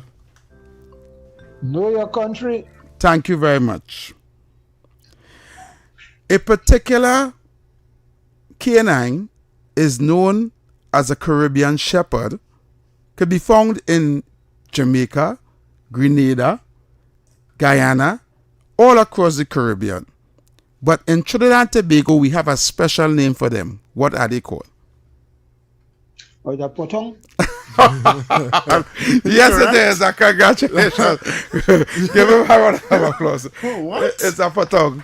What? I probably didn't hear the question. What? You didn't hear the question? I probably lost it. It's a potong. A lot. All right. Yes. What are you doing? Ask him about potong. No, it's the name that we have. Know your country. That we just call it here. Take some licks for that I heavy. Because you don't know, you better beat yourself. Take some licks. You better beat yourself because you don't know. Accessories. Say accessories. What is this, right? All right. That person ain't ready yet. All right. 6224911, 6224911, man. Say potong, yeah? 6. I don't know what to say. All right, we end this segment. Trinidad and Tobago. This is Know Your Country. With the music. All right, there we go. All right, let's find out what you know about Trinidad and Tobago. So 6224911. What was the question? Somebody call it. I know what you mean to say that. Access Hey, race. David. Yeah, man. Know your country. Right. Give me the last 8 words in the national anthem. Oh God, oh God, oh God, oh God, oh God. Every queen of his son equal place. God bless our nation. Congratulations. Give me a round of applause. God. Yes, go ahead. Thank you very much. I left Trinidad 40 years ago, you know, but go ahead. 40 years ago, and you know the last 8 was the national anthem. Thank you, sir. Thank you. You're good. Thanks so much. Yeah. Access first. Hi, good day. Yes, Know your country. I'm here to redeem myself. You're here to redeem yourself. Yeah, yesterday I made a mess of it. I got licks yesterday. I got licks today. All right. Okay. Let's see. Okay. Give us some hard. No, I wouldn't do that. David, what's going on with you? You like us or stuff on, sir? Yeah, let's share now. We're going. What is our nation's watchwords? Tolerance, discipline, and production. You want it in the order or no? You know it's in the order. I wanted it in the order, but she do it. She get You gotta get it in the order now. Yeah, you get it. But what's the order? What's the order? What order it's supposed to come down in? First was up. First is what? Discipline. Right. Tolerance. Right. And production. All right. Thank you very much. Thank you very much. No lecks today. No lecks today for you. Yeah, none today. You ain't got no lecks today. You get through. Yeah. Right. All right. But tomorrow we go access something harder. Don't worry. We get something harder tomorrow. All right, 6224911, 6224911. Once more, we end that lovely segment called Know Your Country. And that was nice, no? Yeah, that's so good. 6224911, 6224911, 3944911. You can only call once. So that people are trying to call back. Yes. Everybody calling on WhatsApp today, boy. Where's this work? Happening in music. Caller, access phrase. Know your country. Okay, question. Give me the name of a particular river in Trinidad and Tobago that shares the same name of a river in South America. Oh, that's a hard one there, boy. Or a pooch. Wrong. You're wrong. Sorry, sir. Sorry, but it's almost sound like you get it. Though. I too don't know it, but take some legs. Take some legs. You don't know it, but tell me. Take some legs. Yeah. On a lighter note, you have a caller that's called there. I think it's Madras Road. We're not talking about that. We're not talking about that. Call back in the segment. Call back after. No problem. Right, call back after. Get some licks for that. Oh, try change the dynamics of the show. Yeah. This is our segment. Oh, sorry. Access oh my God, you could be people. Take one. Good afternoon, Access phrase. It's hello. What's the access phrase? Oh, know your country. Right. Ah, lovely. And the one says the Orinoco. The Orinoco River. All The right. But Orinoco nobody River. answered that. But she answered the question. Wait me tell the woman for the woman. Because the way it goes is you ask a question, she answer the question. But I ask the question. See, she won because she know. I know it does go. Look again. It's just Lex. We just call him back again. What you call him back for? Yeah, I want to know my country, man. You don't know already. Wait me tell the man for the man just call. He call back. We call him back for what? Don't call back. One call only in this segment. All right. Oh God, you beat people for call him back or not? You can't call back. They beat people for call him back too. You can't call back. Yeah. One second. You don't know the answer, but you're beaten still. I am not on trial here. You're not on trial. I am not on trial. You don't know the answer for the question at all, but you're beaten people. I don't understand. Wait, where's the river? Or the Orinoco River. The Orinoco River. I don't know it. All right. I know it's 6224911. 6224911. Yeah, the music going again. How much more we have? We have one more, two more. How much more we have? How much more you have? Two more. Two persons again. So 6224911, 6224911, 3944911. You only get one call. It's the rules of the game. Yeah. You can't call. You can't call back. Times in the segment to know your country. Know your country. Well, we see who's on the line. Nobody yet. They're afraid. Can you beating people? People afraid to call, man. You have people afraid to call the show. Hey, listen. At times it has be hot, chaotic.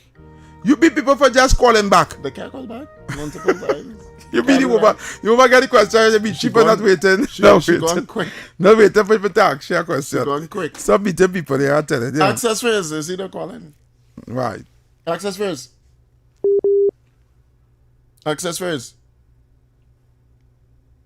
Caller? You need to have proper internet. You can't call here with no internet on your phone. You need better internet. Access first. You call you connected. Know your country. All right, caller. In Trinidad and Tobago, there are many different types of snakes, but only two are venomous. What's the name of the two snakes that are venomous?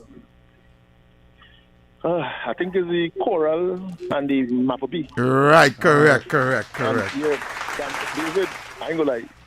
I didn't know yet, but watching one thing for some few years, I know you had a slave mentality, a slave master. That's trouble. That's slave master. You must say I have a slave master mentality, but you like to be people. You see, he can't just say I feel like an Alex here, the roots here right now. Kunta Kente Alex right now. What's your name? I don't like that. Access first. Access first. Know your country. First time caller? First time caller? First time I hear this voice song familiar. You never call under the radar? Nah.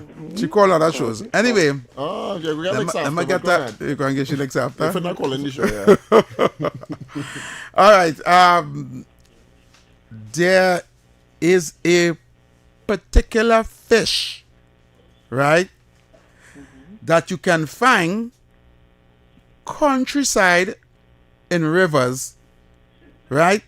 And the myth is that if you eat of this fish, you will spend the rest of your days in Trinidad and Tobago. What's the name of that fish? Well, I never heard that one, but I would make a wild guess and say either a wabi or a zanji or something, so. Sorry, it's not the name. I will not beat you, ma'am. No, don't beat you. I will not beat you. At least you try. At least you try. At least you try. You try. But wait, where's the answer though? You don't know neither? I don't know. Beat yourself. All right. Ma'am, you say beat myself for now? Yeah, you beat yourself because you know. I will do what she says. What you say to do? Nah. Just take a little tap. Yeah. She feeling sorry for you. You're soft and whip on me. See, your belly. What is the fish, Heavy? What's the fish? What's the fish? Give somebody else a chance and you'll hear. Listen off here. All right? All right. Yeah. Access first. Oh, before we go to the next caller, actually, somebody not skake gave the answer to the snake question. To the snake question? The snake question. Okay. And I must give him a round of applause. Yeah, well. He said Bali's a snake. Congrats on that one, brother. That venomous bad. Access first. Next caller. Good afternoon, caller. I know my country. What you said there? Say it again. I know my country. No. That's not knowing it. That's not the access. It's know your country, but know your country. Know your country. Right. Did you hear the question that I said to the last caller with the fish? No, I don't think so, sir. All right. There's a particular fish that you find in the countryside, in the rivers, right? That the myth is if you eat of it, you will spend the rest of your days in Trinidad. What's the name of that fish? What? The cascadora. Yes, cascador. Yes. Congratulations. So for the lady caller who called before. Is it? Hello? Yeah. It's Panadol. But Panadol, you don't think about what? Panadol, you don't. But where the hell is this Panadol? Somebody tell you that now. He not on drinks today. Wasn't drinking today. Yeah, don't know. All right, Panadol. Thanks so much. Yeah, man, congratulations. Yeah, man. Thanks so What much. Panadol get an answer, boy? We're gonna take one more. So the lady, the name of the fish is the cascadoo. Cascadoo fish. Caller, access first.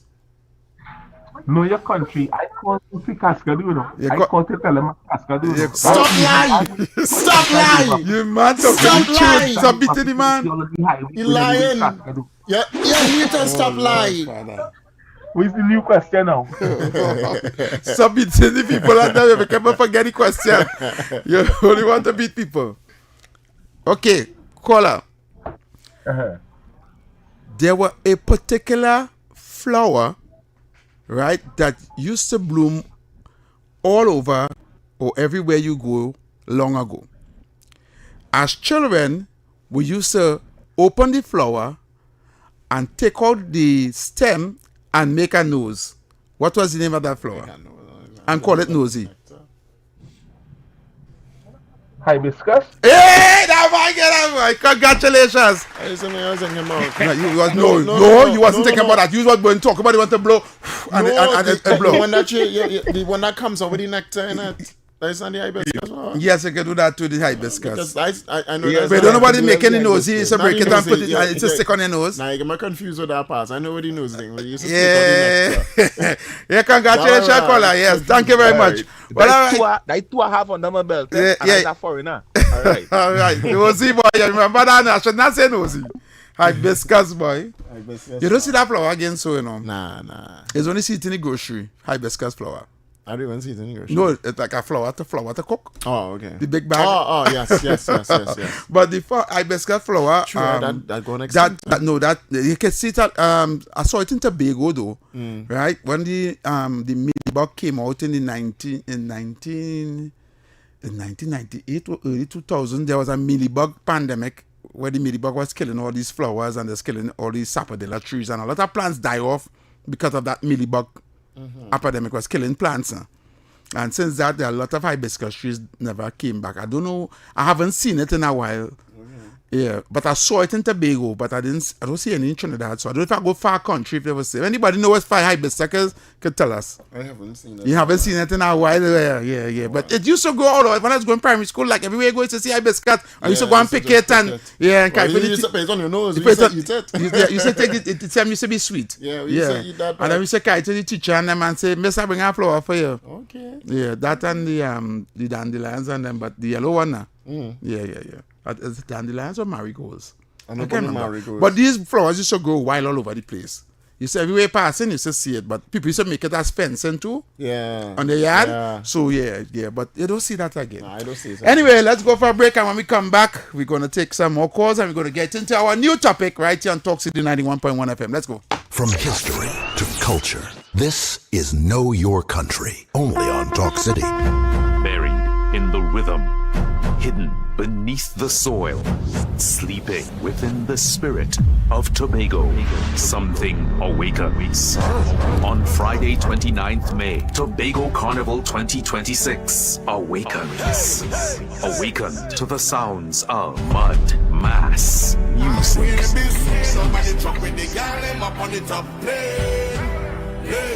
From 4 p.m., the Pigeon Point Heritage Park transforms into the heartbeat of the island for the official launch of Tobago Carnival 2026. Witness the sunset ignite the sky as rhythm, color, and pure bacchanal energy consume the night. This is not just the launch. This is the awakening. Feel it, live it, be there. Tobago Carnival 2026. Mud, mass, music. Good morning, Trinidad and Tobago and the world. I'm Vermala Balkaran. Welcome to Trinidad and Tobago today. Let's take a look at what's trending this morning. Every morning in Trinidad and Tobago, a new conversation begins. And right here, we take that conversation further, speaking with the stakeholders and voices behind the stories. From news and lifestyle to culture, health, and entertainment, we bring you the topics that matter most as you start your day. Join us weekdays, Monday to Friday at 6 a.m. Watch on TTT or join the conversation from anywhere on your smart device at TNT Today Show, Trinidad and Tobago Today, exclusively on TTT.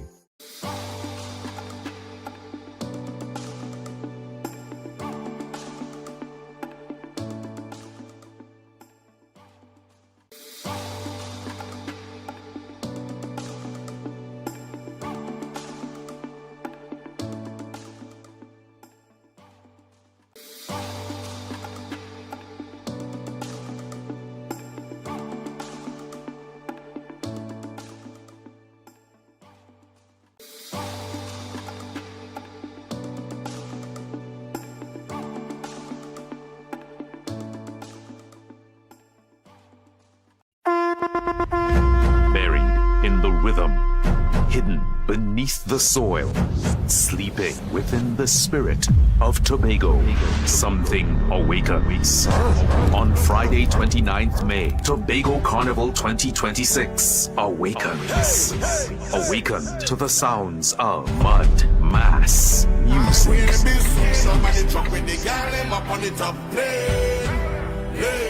From 4 p.m., the Pigeon Point Heritage Park transforms into the heartbeat of the island for the official launch of Tobago Carnival 2026. Witness the sunset ignite the sky as rhythm, color, and pure bacchanal energy consume the night. This is not just the launch. This is the awakening. Feel it, live it, be there. Tobago Carnival 2026. Mud, mass, music.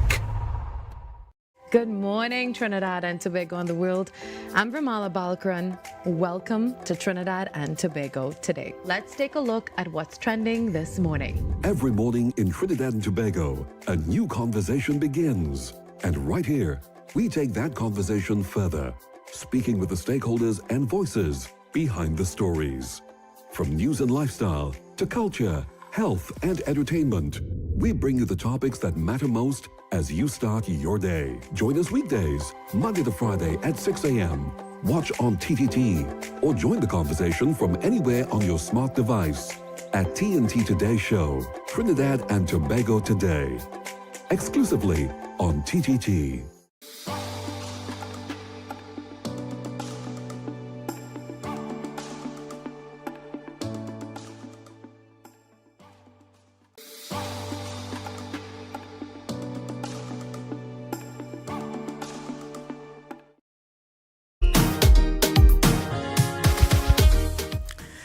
Right, so we are back, and we are right here on Talk City 91.1 FM, and we are switching gears. But this calling segment, because we do have much time in this calling segment, right, we're going to allow you to call and ask anything, right? So, and what today is? Today is Wednesday. Anything Wednesday? Anything Wednesday. Anything Wednesday. Yeah, so you can call and talk about anything except. No, you can say anything except. No, except that situation with Kia or Kaya and the food shooting. We're not talking about that again. They want to say anything except. Yeah, except that. Because we talk about that for almost 2 days. 3 days, yeah. No, we're talking about that again. Right? So you can talk about anything you want to talk about. Right? The lines are open. 622 4911. Come to you again. Here they go. Yeah, because beating people too much, it can affect you now. It affecting you. Caller. You share too much legs, caller. Yeah, gentlemen, good afternoon. Good afternoon. Well, I saw a video that happened in Rima this morning, boy. And a Rima? By Oh, with police. the police officer, with the lady police officer? Yeah. Yes, I saw that video. Well, and you know, listen, I from a Rima, that spot is a no parking spot, you know. Yes. But apparently the officer told her to park up there to give her a ticket for something else, and then when they was instructing her to move, that's the bacchanal happened. Yes, I saw the video. There's two wrongs there. Firstly, the lady was wrong for not when the police had tell her to move, not obeying the police officers. He told her 3 times in a no parking zone, please remove your vehicle from me, and she didn't want to move the vehicle. Only when he asked her back for a license to give her another ticket, she wanted to drive off while he tell her stop. Right? So, and then her husband intervened all the time, but the female officer, she pulled out her weapon and fired it. And that day, that is a serious thing. Yeah, that's a serious thing. She wasn't to do that. So she killed somebody? No, she didn't kill somebody. She shoot. I don't know if she shoot up in the air or whatever the case be, but she took off her weapon. Right on the corner of a car park, you know, right by opposite Hartlepool grocery. Okay. Within walking distance from that point of a car park, but you know, something like that, they're too lazy. All right. Thank you, caller. Thank you for sharing. Yeah, man. I saw the video. Caller. Good evening, gentlemen. Yes. The call from that you didn't want to get live on the air. Okay. I have a question. One question the both of you can answer respectively. Don't worry. Not that question that you're thinking of. But I want to ask you, based on your values, not so much your bringing, but your values and your knowledge, education, whatever you want to put it, right? And so on. If you lived in the United States today, out of these 4 categories, which one would you most likely would have been? 1, a liberal. 2, woke. 3, a Democrat. 4, a Republican. Nah, I'm not making it easy for you. I'm not giving you a 5th. But and I can listen off the air. No. I have something. No, wait. I can listen live? Okay, no, good. Yeah, right, yeah, no problem. just so. I have something for you. All right. Oh, my God. I have something particularly stored up for you. For me? Yeah, for you. You know, boy, you see this fella with friends like you. Who needs Hamas and Al-Qaeda with friends like you? Listen to it. Listen. I'm knocking some of these Democrats. They're really like dumb people. And I said, they should be called Democrats. It's only a 1-letter change. Think of it. No E, and you put a U in. They're Democrats. I'm knocking some of these Democrats.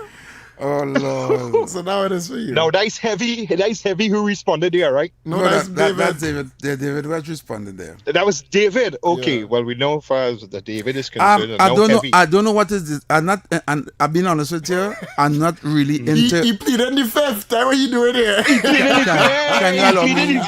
You pleaded he doesn't want to incriminate, possibly alienate some of his base. Oh, gosh, man. So you're not. okay. I'm asking a question. You give your answer, and you're not allowing me to finish my answer. Go ahead. I'm not answering no question. Okay, caller, go ahead. I just Next need caller. in that gallery, allowing Mister. No, I'm not answering the question again.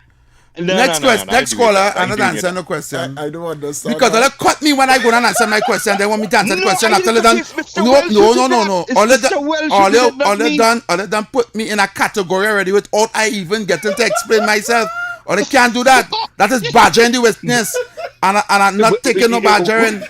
Okay, you're a smart fellow, You're a smart fellow. You're a very, very smart fellow. I must give you that. You can ask a question and then want to answer the question for me. You know what it's sounding like? And not allow me to answer the question. Thank you very much, caller. This caller name is USA. You know what it's sounding like, USA?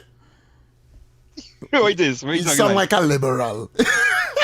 Oh, he ain't. He ain't. Next I caller. with my brother. He ain't. All right, thank you very much. He's a conservative. All right. Oh, Lord. It easy, brother. Thanks so much. Bye. I'm glad I didn't answer that question, though. Let me go. Yeah. Caller. Good afternoon. Yes. Good afternoon. Hi, Heavy. Hi, David. Hello. All right. So I'm going to try to stay because I've been trying to get through on that line when it was on the topic, but I didn't get you. So I will ask the question in this week, right? How could a person that was shooting at the police... You're going back there? No, I'm not talking about them. I'm talking about in general. Right? I'm not talking about them. I'm talking in general. I'm asking a general question. Why are you asking us? We're not police officers, no, we experts. But you all are critically thinking and an analytical type people. You all have comprehension. So I want to ask this question in this week. If somebody was shooting behind the police or was in a car chase and had a gun, how could they not be a suspect? Anybody, not them, anybody. How could anybody that the police say was shooting behind them, was in a car chase and had a gun, not be a suspect? That's what I want to know. All right, thank you very much. Thank you. Next caller. 622-4911, 622-4911. We have some ads. Let me make sure. You falling for that trap, nah? What trap? That trap she's lady for we. 622-4911. Caller. Hello. Okay, I'm going to make it quick. I was very emotional, but I was just angry, because it's frustrating when we're hearing people talk about all the evidence that they see and all the speculations. But I just want to we are not talking about that. I told the callers. All right, let me leave that behind. All right, good. About that. Ask a question on any other topic. Go ahead. All right. Do you think that it's the right time now, the time is right for the UNC, the Prime Minister, to hold focus groups in every village and talk about issues that impact them? Well, she wanted to do that, and the country shut it down. Now, can we do that? But the country shut it down. The PNM shut it down. They didn't want it. Yes, but we could do this now under the UNC. Can we do this now? No. It's only now we want it, but we brought the bill and it was shut down. Well, now we could resurrect that bill, right? That not sounding right to me. That sounds like the government had a plan and the country shut down the plan. Thanks so much. No, we're gonna resurrect that because after the the voices fact. of the village are Only after the fact. out. Thanks so much. All right. Yeah, only after the fact we just resurrect stuff in Trinidad. Caller. Hey, David. Good afternoon again, David and Heavy. Yeah, man. I have something that I've been seeing for a long time, and I think that it should be addressed, right? And I would like the Prime Minister to, if she listens, to understand what I'm saying. You see, in Trinidad and Tobago, where obscene language is an arrestable offense, I think that is something that needs to be changed. Thank you. Real I bad. agree. Because here why? We could use obscene language for either a ticket offense or a summons offense, where you could go any day and just see a judge put it in a lower court where it's no line up or nothing to go. You go to a judge with dealing with that specific situation, and if you find yourself, guilty for whatever reason, the judge charge you a fine. I think obscene language today, this is not back in the days when we couldn't go in a place because of our color or what these things is. This is something from the Stone Age days. Please, Ms. Kamala Prasad, so anybody who's listening, obscene language to take somebody's freedom away, right? For obscene language to just go into a station and sit down in a prison with real criminals, that is something of Stone Age days. Yeah. Please, Prime Minister. I agree, Just how Rowley could make marijuana legalized, but to leave people to get arrested for that should be a ticket to the offense and let people go the way with either a summons or something, instead of being arrested, thrown in jail, and sometimes even being beaten by the police. Right? Yeah. Thank you. I agree. I agree. Here's why. I sat at the age of 16, heavy duty. 16. And Kyle Taklal Singh sat right here. And you could ask him. He represented me in this matter. At the age of 16, I sat in the Mover police station. And police officers ripped my pants, pulled my belt and all kind of thing and threw me in a cell. And the only charge that they put on me is saying he used obscene language. And that is why the only time that matter was ever thrown out and dismissed by the court was in 2024. So I went from 2016, 2016, 2017, 2018, 2019, 2020, 2021, 22, 23, 24. 8 years for a charge of using obscene language, and I never even do it. They didn't say why they arrested me. The case just keep getting put off and off and off because the officer was not showing up. That is a reality that people live in. There's no reason that we should say obscene language is an arrestable offense in Trinidad. But I know you'll disagree, so go ahead. I'll bring the case files too, if you want to. We have a call on the line now. David Welch, I didn't need to hear your testimony. You fall victim just like many other victims, right? But in this situation, obscene language you being arrested for was not at fault. What was at fault is rogue officers using the obscene language to make an excuse to throw you in the jail. It shouldn't be there. And that is the problem. The problem is not the law. The problem is the abuse of the law. Obscene language should not be there. You cannot say that. It's a I law. I am saying to you, obscene language is right up there with annoying language. Then where does freedom and lie? Listen, and right up there with defamation, right? Defamation for correct. saying the word. Correct. Listen, it is right up there with. Listen, you know why? Why? Right. There is something in the law. I think it's called harassment. Harassment. Right. Or you could harass somebody, right, to do something that they wouldn't do if they didn't use certain words. Understand what I'm saying? Where does freedom lie? Where does the freedom of speech lie? The freedom of speech lie that you could come and say as what you want, as you please, without being annoying, without being obscene, or without defamation of anybody's character. So you have parameters then. You have parameters that you exist in. Correct. So freedom of speech doesn't mean that you could just cuss. So, Heavy, you're walking out the road and you hear the word F, the F word. You automatically annoyed. Arrest that person. Because that's the law. Because that's the law, yeah. You're not supposed to use so that word. Arrest everyone. You never use the F word. That's what you said. I never use it in you never use it in public. I never use it in public. That's crazy. Listen, I never use it, right, to annoy other people. You don't have to. If you say the F word in public, it's an arrestable offense. David Welch, I need you to understand what I'm saying. I do, but it's a law that should not be there. It's an arcade law. Listen, there are other laws that shouldn't be there that to me is worse, that on the book still, right? That is worse than obscene language. I agree. But listen why I believe that obscene language should stay there. Now, I am saying to you that, yes, police officers abuse that law to arrest someone by saying they use obscene language and annoying language. Right? Yes, they do.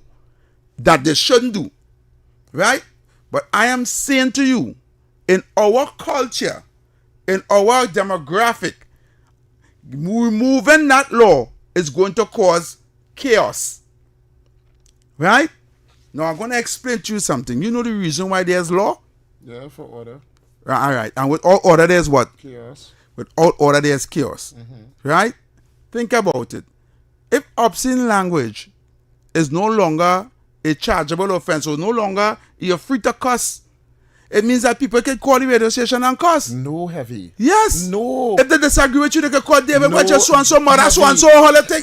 Heavy, there are two different... No. Heavy, hold Listen, hold. It is no longer... That is not freedom of speech. It is not, because it's the airwaves. The Heavy. I don't understand what you're trying to tell me here right smart. Now. The airwaves are something that is governed completely different. The airwaves are not governed by law. Okay. It's governed by the Telecommunications Authority. All right. Policy guides, TAT and everything like that. It's not the airwaves. Persons cannot call and curse on the airwaves because it's a frequency that we broadcast on. So let me ask you a question. Yeah. Right? That's not law. That's just policy. You listen to me carefully. Go ahead. Right?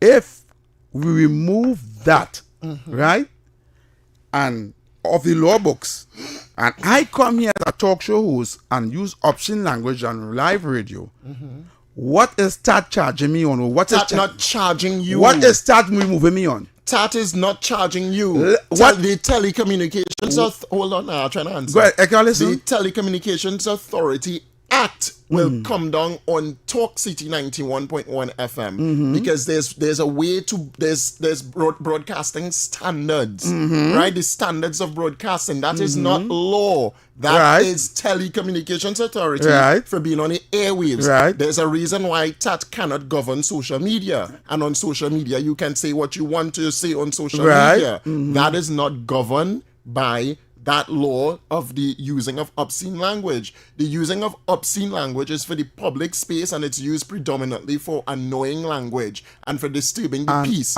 We can still have disturbing the peace laws without having the use of obscene language laws. And I am telling you, there's a paralysis in your analysis, There is David. none, because everything that you brought up with harassment. Hold on, because that law is written based on the laws of Trinidad and Tobago, where it is not. Where is, listen, based on the laws of Trinidad and Tobago as it is now, right?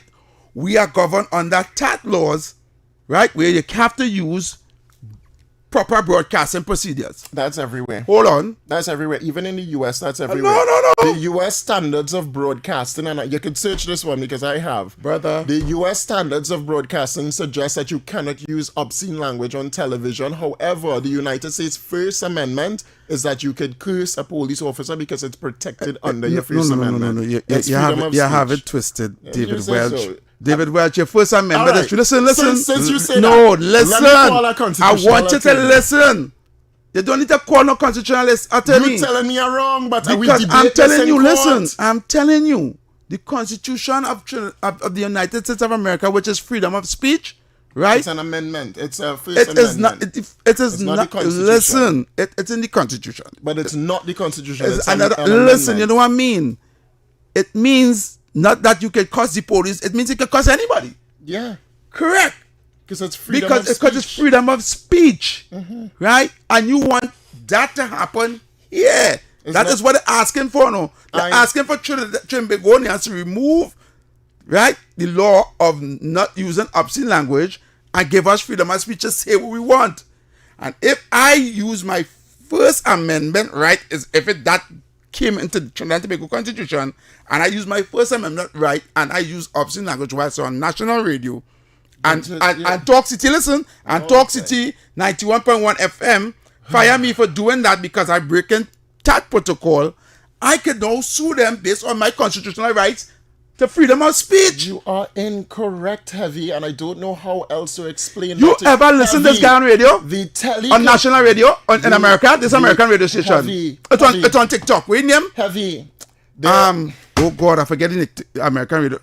Oh God, sorry. Go ahead. Heavy, there are Continue. different standards of broadcasting, especially in the United States, and you can go and search it and you would see it for yourself. There are podcasting in the United States, and that is not governed. I am talking about radio. I'm not talking about I'm the man on WYEZT, and he cussing the woman and them on the radio. Live on radio. Call her live. Not podcast. Hello. Radio I talking about. Hi, David. Hi, Heavy.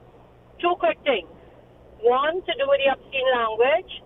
I went to a fast food outlet, and I swear I could have get pregnant because there was a man cussing. I could have get pregnant without penetration. And so the obscene language, whether a woman there or a woman not there, it don't matter. People cussing like win, whether children there or not. Second, I just want to go off topic a little bit.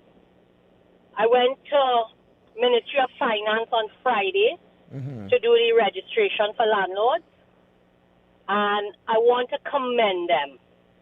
From the security guard outside, right through the whole process, every single person that we had to go to, they were so pleasant. This is in Port of Spain. Okay. Opposite the wharf. It was amazing. Everybody said good morning. Everybody was so friendly. I couldn't believe I was in a government office. And so I really want to give kudos to the Ministry of Finance. From the security, go all the way to the cashier, to everybody that you're dealing with. All right. Thanks All so right. much. Thank you. Congrats, it was out to them. Yeah, man. One more. Call up. Hey, David and Aviv, Good afternoon again. Yeah, man. I want to say this, right? How obscene language is only against the law for the citizen of the country and not the police. Why, when the police locking people up, they just use obscene language frequently, but nobody locking them up? Am I lying or not? No, you're not I lying. sure when they lock you up, David, for protesting, Yeah, they're cussing they you were out. using obscene language. I get cussed out. I'm sure. Right? So when you say that, oh, Brooklyn, Brooklyn, yes, that is a yes. very bad comparison. You know why? It couldn't. All right, let me hear you. Let me hear you again. Because police officers have an authority over. No. Listen, You're not supposed to break the law. I If never something say is so. law, I never say how to break police the not law. supposed to Listen, break you don't understand what's in. Yeah, what? You and David talk. I got. All right, I can't because don't let me finish talk. You know, detail the first three things I say and you tell me no, and he go on. You just say authority and he let me finish. He gone off and say no, and he gone off. All right. Okay, I let me give hear up. what you want to say. I give up. You give up? Yeah, go ahead. Because You're the law right. is the law. And if you was an officer that swear to protect and uphold the law, you cannot do the same thing and walk away free. When the citizens, as David said, from 16 years, it took him 8 years before one little thing he did was words. I didn't cuss. He didn't cuss and at he said he all. didn't cuss, but he was charged because Yeah. that was something you self say heavy that you think that they just use it and abuse it. But I think that the government should destroy it, because if they destroy it, and it also could be a way to make money with it by making it a ticket offense and not an arrestable offense. You want to understand what I'm saying? I'm not just talking about getting rid of something, because we want to say that, okay, if you want to use obscene language in front of the police, then you're willing to pay a price. Yeah, they could pay I a think fine it's for it. better that the country could make money to people who can't speak without using obscene language instead of locking them up.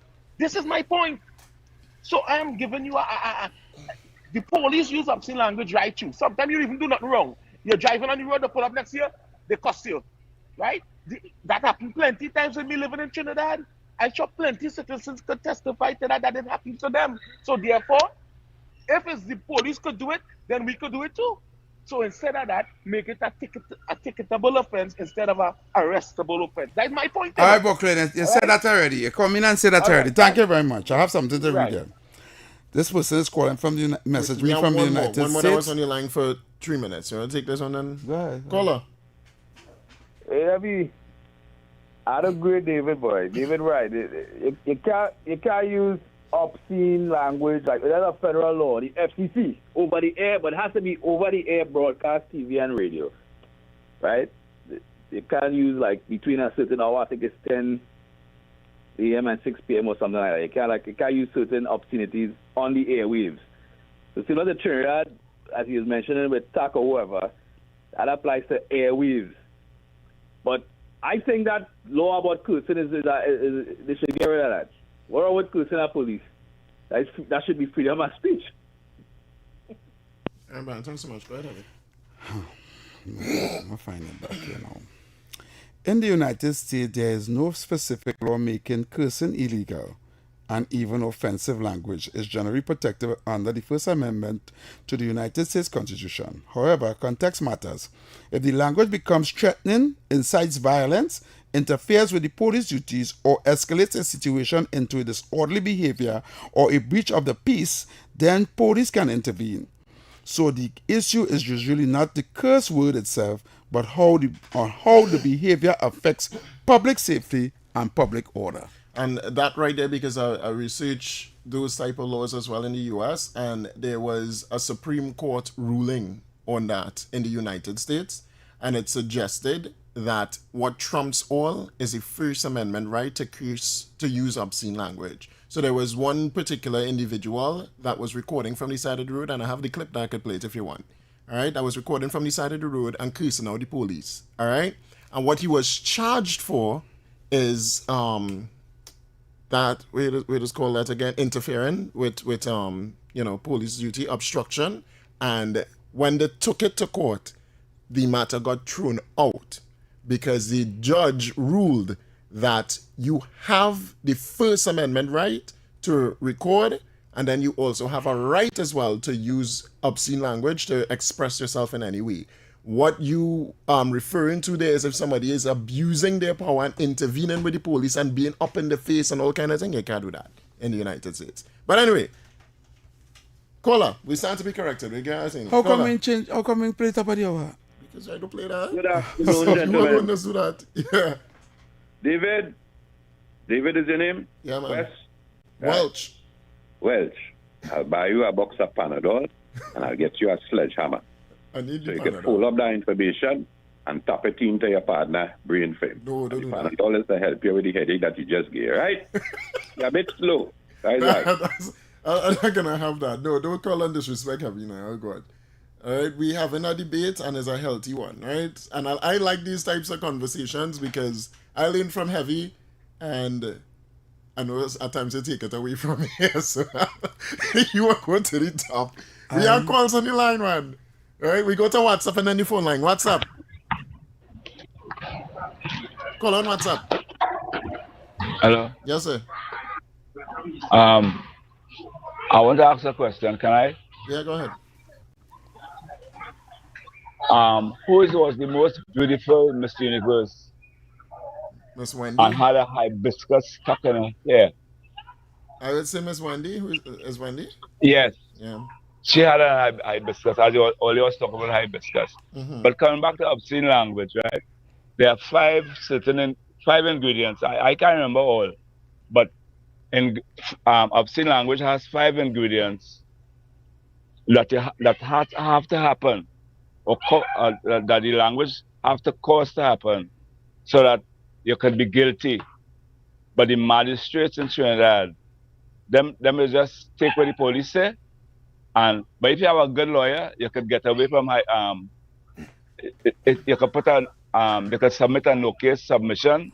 Yeah. That because the 5 ingredients must be there in order for you to be guilty. No? Yeah. You understand? I do. But these magistrates in Trinidad, they're not easy. They just charge you. The police just have to say you use obscene language and they just charge you. You know what I mean? Either send you to prison or get you a fine. It's usually just a fine, but all right, or community service. But I understand. Yeah. Thanks so much. Yeah. Yeah, man. Caller. Mr. Heavy and to Mr. David, a blessed afternoon. Yeah, man. If you have a virtual hearing Mm-hmm. and your lawyer tell you get on your computer and they give you, can the judge just dismiss your case and your judge tell you good morning, nothing, but the secretary could call you back and say your case dismissed with cause? I would like to know that, Mr. Ivy. He does explain things pretty all right. And if you pass the law, we shouldn't have no law. Everything is freedom. I have a gun license. I could shoot at any time. Shoot at anybody. We just want to come on radio. Some people take some people's sorrow and make it their joy. Like Mr. Samaru, they taking his sorrow to make it their joy, to make the program big and getting happiness outside. Mr. Samaru, be careful with these people. Activists are very crookish people. Have a blessed and wonderful day to one and all. All right, thanks so much. You understand the question, Heavy? He lost when he go back there. To Samaru? Yeah, he lost me there. So I kind of lost my train of thought. I didn't understand the question. I didn't understand the question either. I was going to ask him. What do you mean? What do you mean? Caller. Yeah, good day, gentlemen. You hear me, right? Yeah. Yes, caller. Yeah, yes. David and Heavy. I want to suggest something to you that first, not today, but maybe you could do your research and comment with a nice editorial as you normally do that. Mm-hmm. I should say a hard-hitting editorial. This one seen on Facebook with Christine PNM Kangaloo, or PNM president, with the inauguration of the EBC chairman of, I think it is, the other lady, I know we call her name and so on, I don't know her. Heavy, come up with some editorial on that, please, and let me get the facts behind this lady now. Is it another PNM strategy to hold control with a tight grip on the throat of the EBC? All right, done. Yeah, brother. Thanks so much. We go research it a little bit and bring it. I missed that article. Yeah, I'll bring it. Enlighten me. I don't want to say too much. I didn't read the full thing, but the president did appoint someone to, as far as I understand, it could be corrected, right, to sit on at EBC. Now, as far as when I saw it, I was like, but the prime minister wasn't involved, why? Because she's usually. Hold on, the Election and Boundary Commission. Yeah, EBC. The president Somebody appointed. Knew, yeah. Is that a appointment where the EBC have to get an independent person on the board or something like that? I see. Because I know there are boards appointed by the president, but I don't know whether or not if the EBC is one of them. I'll get it fair. Caller, I just need to research that information first. Yeah, let me get the disclaimer when they get a chance. All right. Any views or opinions expressed are solely those of the hosts and callers and do not represent the views, policies, or official position of Talk City 91.1, its management, or affiliates. Like it's here. Is this it? Yeah, like it right here. We'll go on it a different day. New EBC chairman. Just appointed by the president. So what happened to the? I could read it a little bit. What happened to the last chairman? I don't know. I'll have to read the story. It says here that the new chairman at the Elections and Boundaries Commission, former permanent secretary in the Ministry of Local Government, Jacqueline Wilson, was appointed to the position by President Christine Carla Kangaloo during a ceremony at President's House, St. Anne's, yesterday. According to the statement from the Office of the President, Wilson brings decades of experience to the public administration, governance, reform, and institutional development to the role. So, yeah, this is the former permanent secretary. Yeah? So, we shall see. Anyway, we're going for a break. All right. And we can talk about that. Well, I don't know what's the issue, though. I'll tell you off here. All right, stay tuned, John Tobago. We'll be back right after this. Your afternoons just got louder. Buried in the rhythm, hidden beneath the soil, sleeping within the spirit of Tobago. Something awakens. On Friday, 29th May, Tobago Carnival 2026 awakens. Awaken to the sounds of mud, mass, music.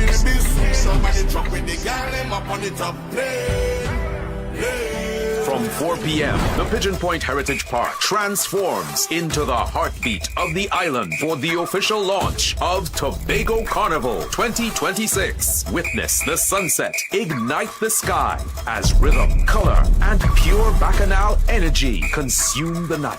This is not just the launch. This is the awakening. Feel it, live it, be there. Tobago Carnival 2026. Mud, mass, music.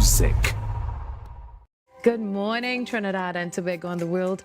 I'm Vermala Balkaran. Welcome to Trinidad and Tobago today. Let's take a look at what's trending this morning. Every morning in Trinidad and Tobago, a new conversation begins. And right here, we take that conversation further, speaking with the stakeholders and voices behind the stories.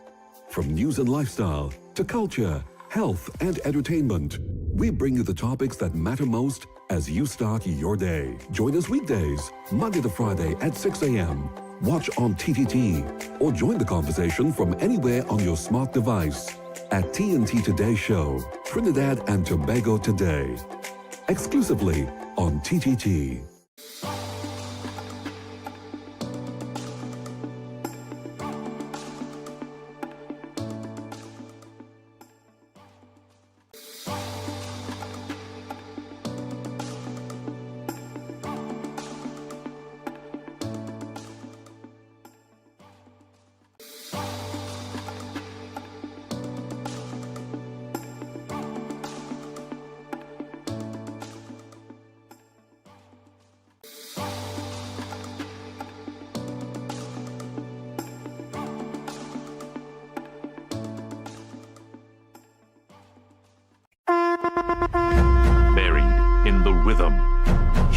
beneath the soil, sleeping within the spirit of Tobago. Something awakens. On Friday, 29th May, Tobago Carnival 2026 awakens. Awaken to the sounds of mud, mass, music.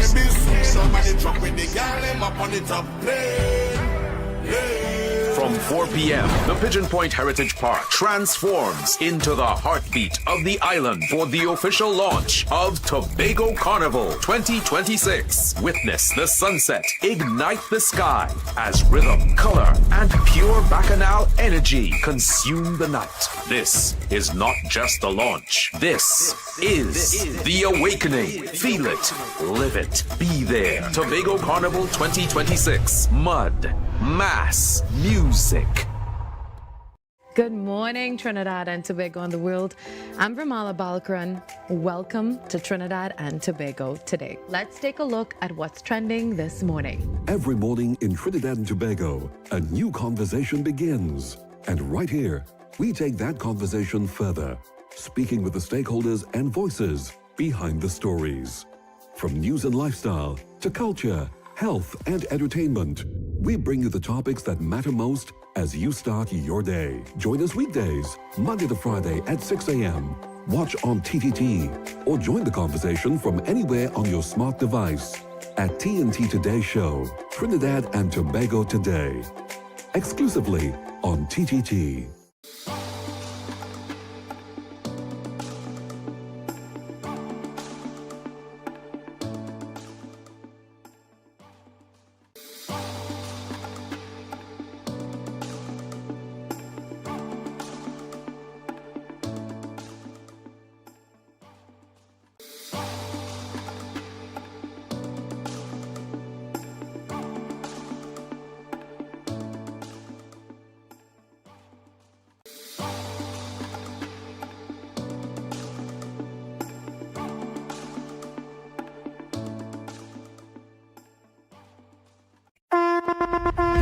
Buried in the rhythm, hidden beneath the soil, sleeping within the spirit of Tobago.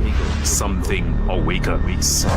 On Friday, 29th May, Tobago Carnival 2026 awakens. Awaken to the sounds of mud, mass, music.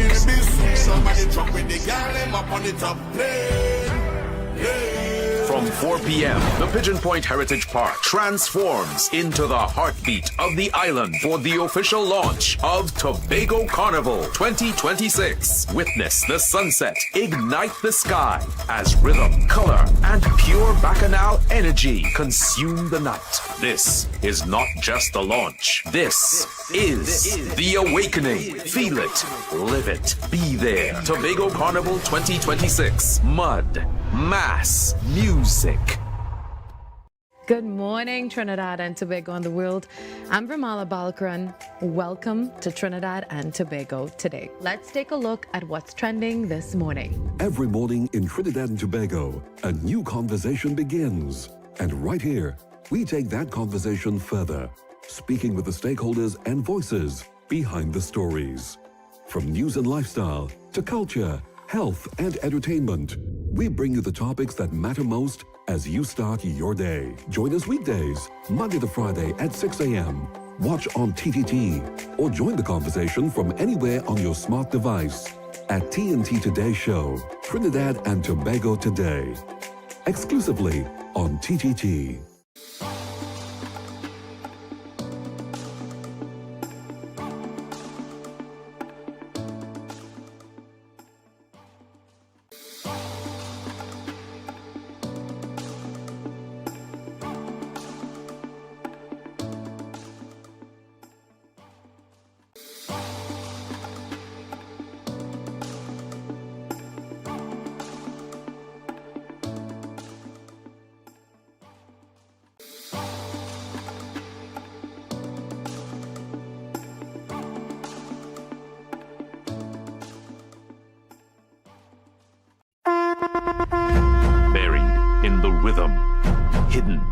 beneath the soil, sleeping within the spirit of Tobago.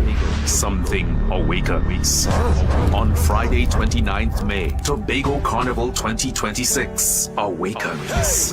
Awaken to the sounds of mud, mass, music.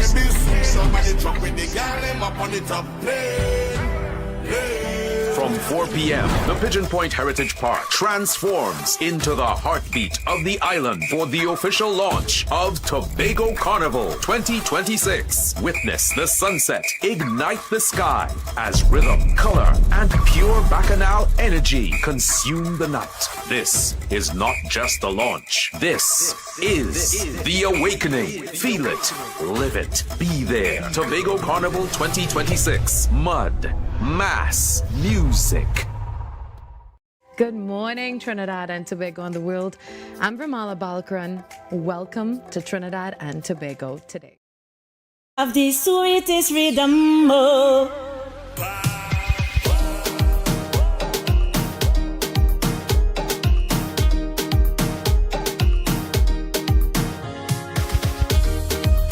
Beat the heat this May. Cool Comfort is calling. NTE Air Conditioning Limited is bringing big savings for the month of May. Only 12,000 BTU AC units with Wi-Fi starting at just 2,600 installed. Services from only $250. 2 or more units, only $200 each. Don't sweat it. Stay cool, sleep better, and enjoy comfort every day. Call or WhatsApp 341-3185 now. Limited time only. Me specials won't last forever.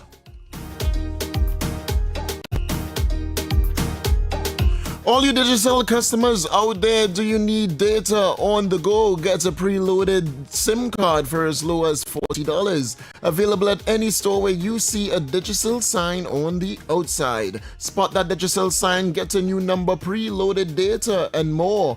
And spin to win. Win up to $750 weekly in cash. Digital customers can text the word SPIN to 8181 to enter. Enter now for the chance to win cash weekly.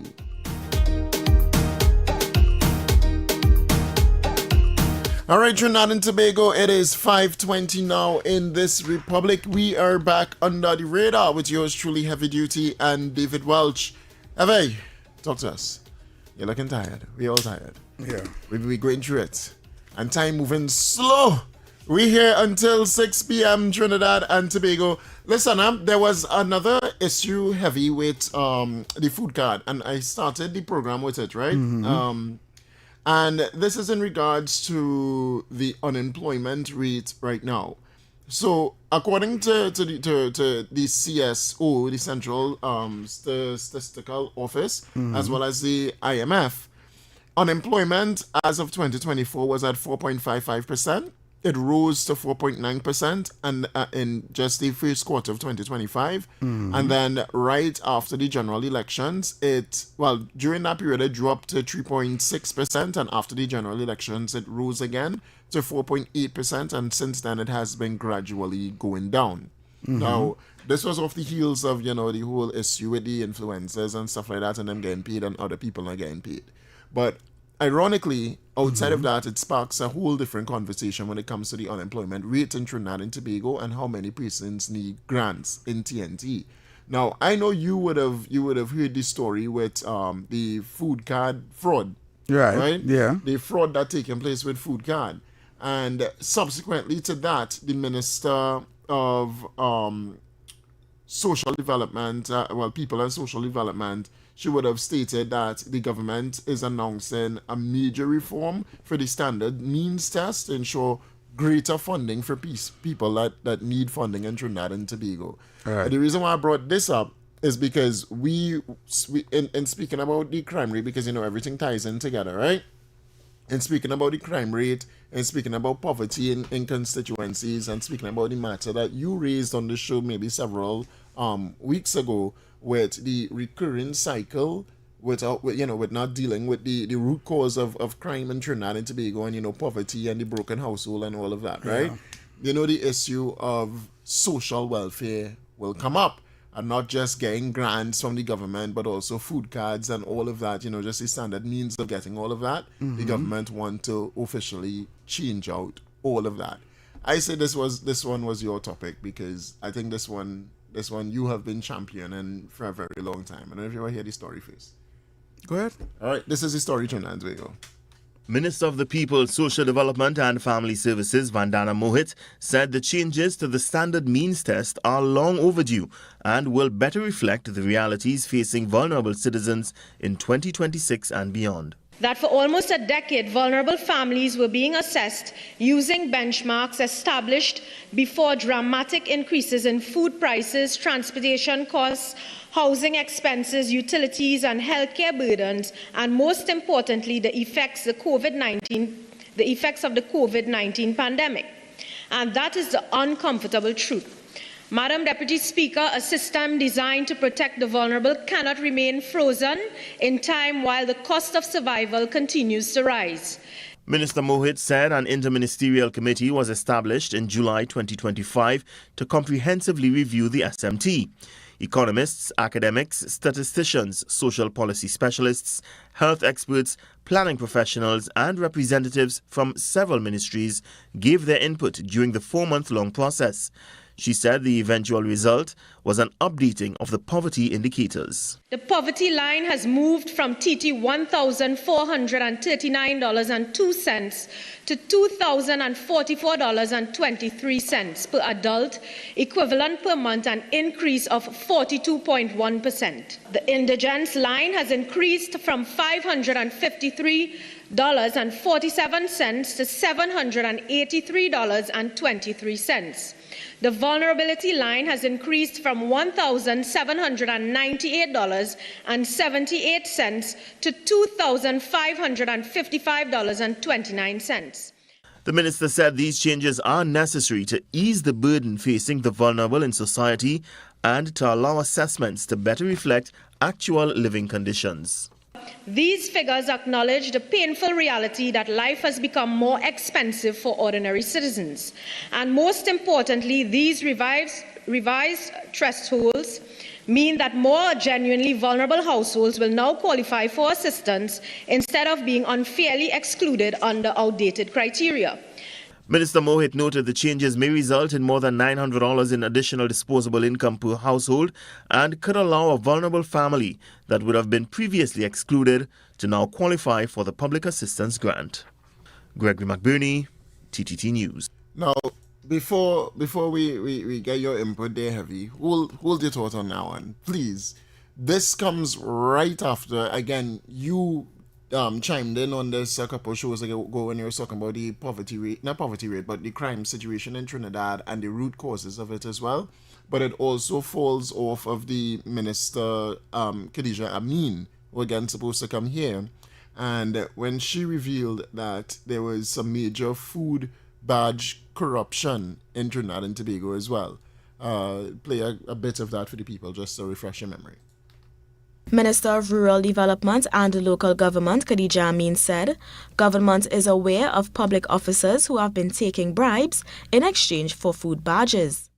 They take a whole batch of applicants from people who are not even nationals of Trinidad and Tobago and get it processed and give it to them for a fee.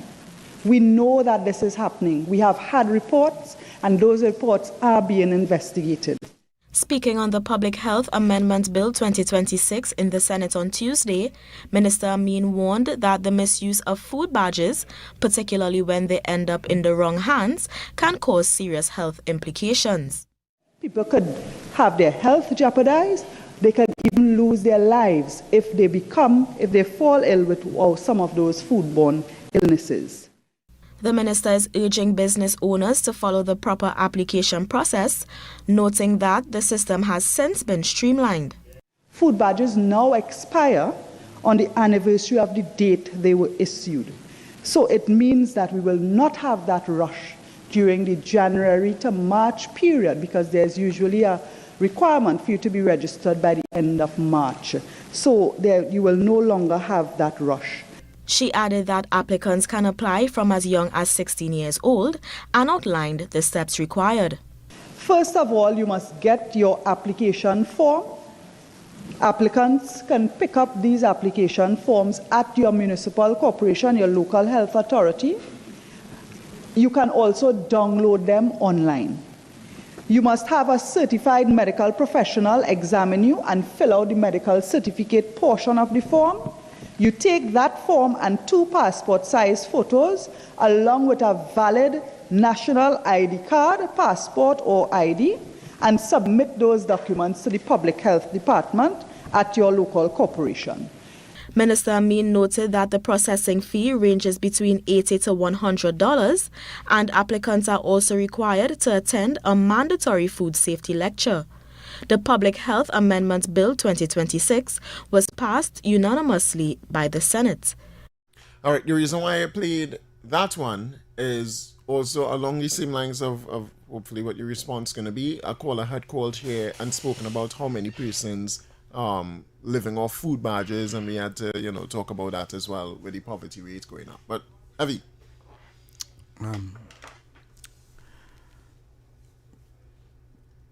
Prima background. Is that one? Mm-hmm.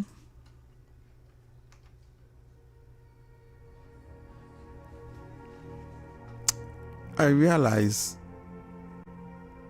and I want my listeners and them who listen to this program this evening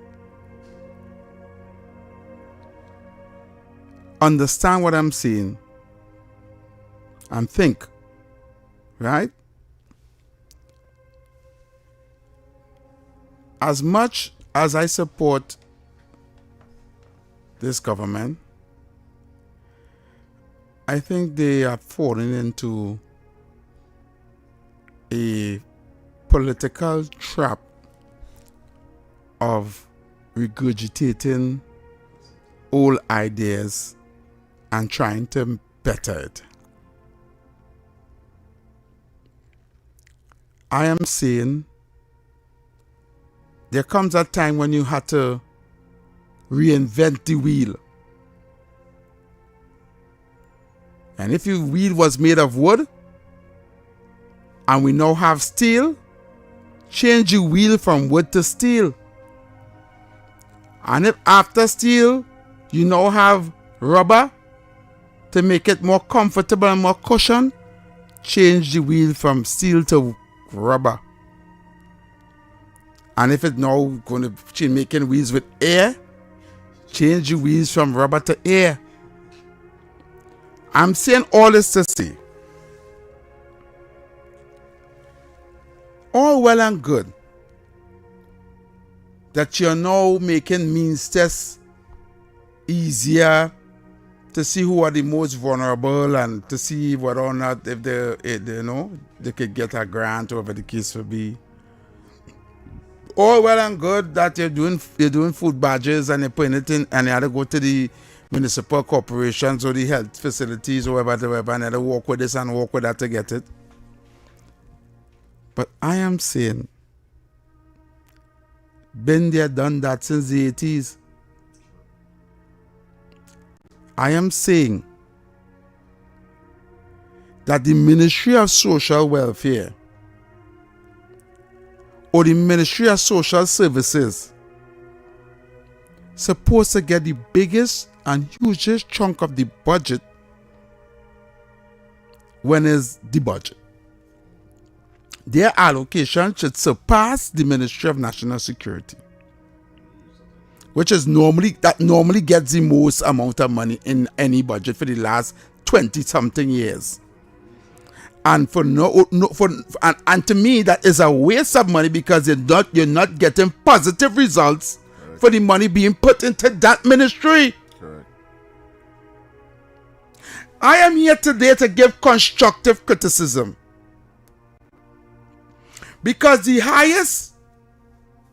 country in the world that had the highest poverty rate has it no more. And that country is China. Some 30-40 years ago, China had people dying by starvation. It was rated one of the poorest country where people had, children was in sweatshops. Right? And now today, China is number one in development and infrastructure and technology and everything. And I'm going to tell you what China did to alleviate poverty. They made poverty a national pandemic. Yeah, I'm going to say it here. They made poverty a national pandemic. So their Ministry of Social Services hire community captains. And this community captain is obligated to go in the village and just take these community captains and send them to different villages with a mandate. And that mandate is to alleviate poverty. And that community captain have a team of workers with them. They go to the community, right? To each and every household. And every household they go to, they'll put the community, a piece of paper on the door, then they staple it on the door with glue. With the community captain name, the house number, and information about where they gathered in that household. This is so. This is the community captain name on the door, and they put the amount of people living in that household, right? And they label that household red if they're in dire need, yellow if they're in medium need, and blue if they're just in little need. Understand what I'm saying? And he now, that captain, have to try and get these people and them out of poverty. And every single household he goes to, he gets information. How many people is living in that household? How much children is living in that household? What are their age groups? If they're going to school, what level of education they have? If they have running water, if they have proper facilities, toilet and all these things, if they have electricity, if they have proper sleeping conditions, bed, stove, food, whatever they have, wash and dry. He have a booklet or a paper or a thing to fill out. What is the income of this household? Who is the breadwinner? What does he do for a living or she do for a living? Right? How much money in food? Or how much money in food they have, and how they pay the bills if they're renting, all these things. There's a whole study done on each and every household. And then their supervisors passing wrong and seeing this paper and know, like this week they pass this already, they see the red, this household is in red, right? They pass it back in a couple of weeks to make sure that the household is no longer in red. Weeks, okay. Weeks. Right. That is how much time they have, right? These people can't leave what they're doing to go and get no 2 forms of ID and go and get no passport size picture. Where they get any money from? Where they get any passage from? Where they get money to go down by Ministry of Social Welfare to get help? Stand up in a line. To stand up in a line and sit on whole day. Yeah. Some of them had to walk because you don't understand they're dealing with people who need. Yeah. Most times people say if you need, you'll get up and go and do it yourself. I'm just telling you, being the devil's advocate. You know. David Welch, China was able to alleviate. So the social aspect now, this particular captain now has to go, right, and explain what these people need a bed, these people need a stove, these people need washing machine, these people don't have running water, these people don't have electricity, these people don't have a proper roof, these people don't have no flooring, these people don't have no walls, these people don't have no windows, these people don't have no, and he goes to the different authorities and get these things for those families. See, what you're talking about there is persons the politician in a sense going to the people. That not happening in Trinidad. But we're not talking about the politician. Well, regardless, the community. You hire people. That will go to. I know, and I tell you something, eh? They give incentives for every household you get. Okay. You get a monetary raise.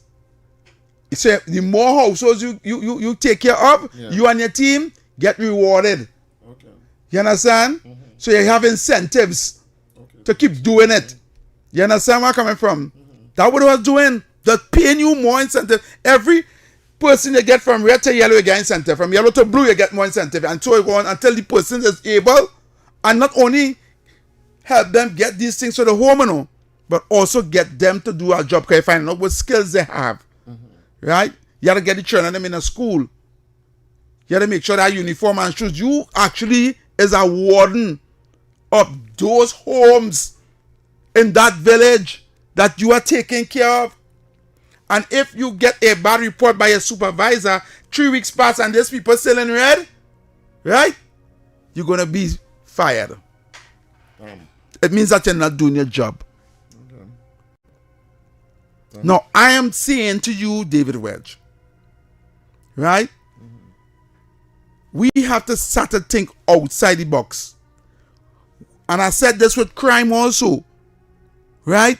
We need to find another way of dealing with crime than doing the same thing other past commissioners, other past ministries and ministers of national security, other past people were doing, because the crime situation is getting out of control and we're doing the same thing over and over expecting a different result.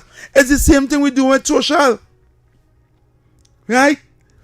People shouldn't be getting food cards. People genuinely need help. There's people who have children that don't go to school because they have no money to send them to school. That's true. That's true. There are children in Trinidad and Tobago, right? You won't believe, home every day because the parents don't have money to send them to school and the parents working. It's just, if they take that money and send them to school, you have no money to tell them to go to work. And how to eat. Which is the most important. Right? As much And the basic necessities, food, water, electricity, right? A roof over your head, proper facilities, a bed to sleep on, a stove, and a fridge. Right? These are things that the people of Trinidad and Tobago, that people who who in poverty and in dire need, right? The Ministry of Social Development supposed to come up with a whole new plan. That is how China was able to get its population, which the majority of them was in poverty, out of poverty. And then they started to do big manufacturing business and all of that. Well, we know the story after that. They became industrialized, where everybody could get jobs. Once someone could get a start, right, and a job, right, a steady income, they will be able to then fend for themselves, and that's all you do. You put them in a position, you set them up in a position where they can now fend for themselves and take care of their family. And that's all it is, you know. You bring them from nothing to somewhere where they could at least have a launching pad what you call a runway now to fly. To success. To success. Yeah, to get right? themselves up and running. It's not making them rich, it's making them comfortable. You understand? Give them a starting ground. Yeah. Basic. There's some of the basic needs in Trinidad as well. I mean, not in Trinidad, in the world now. Would you say internet is one? Because we just get, I ain't gonna lie, when we giving out hampers and stuff like that, people start to say, well, the internet bill is $200 and they don't have the money for it, and that's how they send their child to school via online classes. So would you say internet is a necessity as well? I believe that we in Trinidad and Tobago shouldn't be paying for internet. Is that we island too small. We had a whole, well, that will go into our next topic, that we don't go there. I want to stick here because if I go into telecommunication and why we should, our reach B Mobile should be giving me free internet, it will go down a different road. I don't want to change the dynamics of what I'm just saying so the people can lose one house, because what I'm saying now is very important. Well, on what you're saying, someone had just messaged and said that's why we paying, well, the tax-paying dollars paying is social workers. He said that they need to get out of the office and get onto the fields. And this is what I'm saying. We have, listen to me. We have people that do sociology in UWI graduated with sociology degrees and sitting in an office behind a computer. That is not social work. Social work is getting into the field, get into the communities, get into the homes, and find out how people are living. Do a feasibility study. Get the numbers in. Those numbers that they call it, that numbers based on unemployment, that whatever the case will be. I don't think they even go and go there and ask people how they're living. I haven't seen that in a while. You don't see it. The only time you see, let me tell you something, the only people that is walk wrong, right? The only time you see people walking wrong in communities is EBC when they're walking around to see who live in the get your polling card around election time. That's what I was thinking about, the election. Only election time you going around to make sure you have your polling card to vote. Yeah, that's true. They may come in to see if you have water. Yeah. They may come in to see if you have electricity. Right? And when social services get this information, they can put it onto the relevant authorities. Listen, we have 10 people living in this community here that have no electricity. Right? You want TNTech to get them electricity, get them some electricity at least for 6 months until we can get these people back up on their feet. And the government could do it, the state. We want WASA to give these people some water for 6 months until they get back up on their feet. And you're correct, because it's how people not paying. It's how people get free electricity and free water, not water, not paying. And it's how people that need it out here. Correct, and not getting it. Yeah. I understand what you're saying, and I agree with you. You understand what I'm saying? Yeah. Right? And food is the next thing. Yeah. Right? I do believe in the food care thing. I'll be honest with you. I know food care may help many people. I don't believe in it. Right? That is why it's a racket in it. Especially some money in it. Right? Yeah. I believe that if the social officer knows these families and them, these 10 families and them in poverty, because you went and do your research, right? Don't give them a food card. Give them a voucher that they can redeem in any supermarket via the government, that their name on it, whatever, different from the food card. Okay. You understand? And they go and get a month's supply of food. Okay. Right? Okay. Not crossing, whatever. I don't like the money thing neither. Yeah, you understand? You're physically paying cash on the card. Correct. Yeah, and then you don't know where to go. You understand? And they can pick up alcohol. Well, you can pick up alcohol. Or you get the list. Yeah. And you go to the grocery and this is the only items you get out of this list. Yeah. Right? And it's simple. You, the social worker, have to get the training at school. Via the Ministry of Education, these parents are supposed to have to leave the work to go on and run up and down looking in different school to register a child because the child not in school. No, understand what I'm saying? I'm talking about those who in poverty. I'm talking about everybody, you know. I'm talking about those who in poverty. Yeah.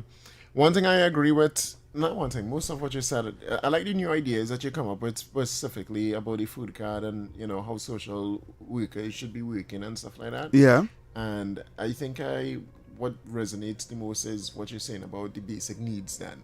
People should have the basic needs without having to worry how they get any basic needs. That is food, water, shelter, education, shelter. Yeah. And that not given out by social welfare. Nope. In the tune it should be given out in at least. Alright? I don't know what else to say. There's a long history, there's a social welfare. No. You have to understand that you're trying to alleviate poverty. Yeah. You're saying in a news report that the living the statistics is it moved from 1,000 to almost 2,000. Yeah. How much people even making $2,000 a month? There's a lot of people not even making 1,000, much less for 2,000. So the question I ask, how are they living? Yeah, for real. You're living at all.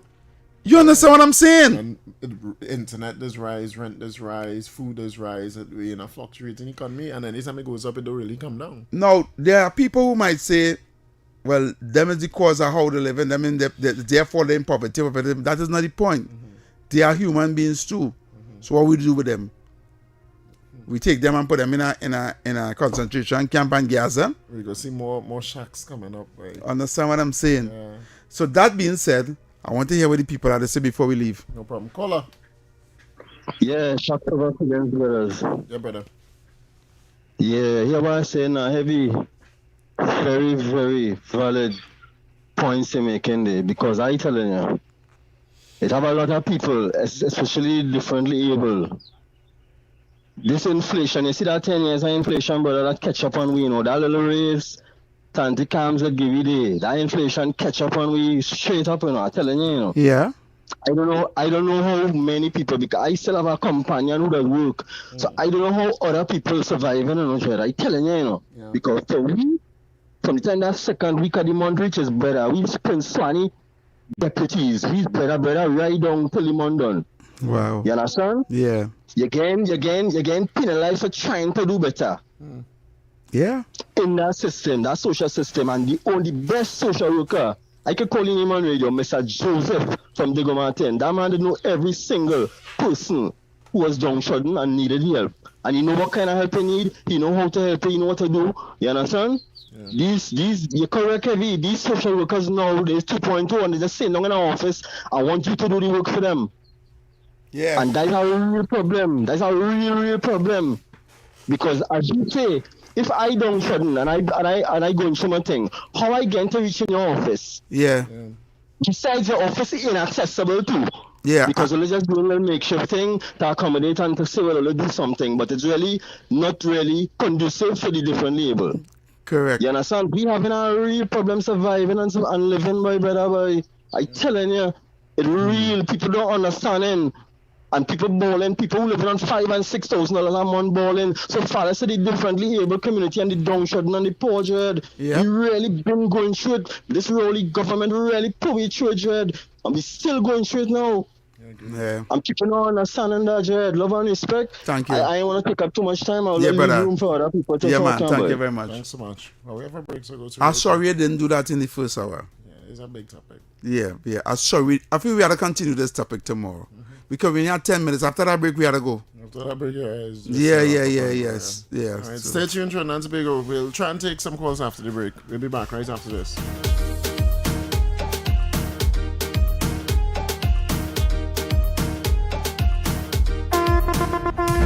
Buried in the rhythm, hidden beneath the soil, sleeping within the spirit of Tobago. Something awakens. On Friday, 29th May, Tobago Carnival 2026 awakens. Awaken to the sounds of mud, mass, music.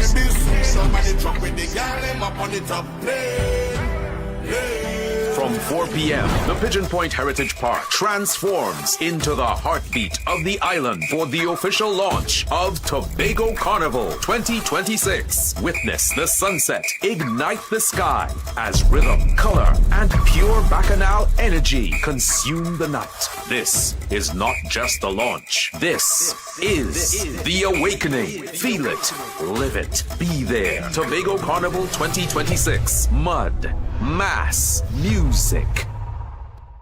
Good morning, Trinidad and Tobago and the world.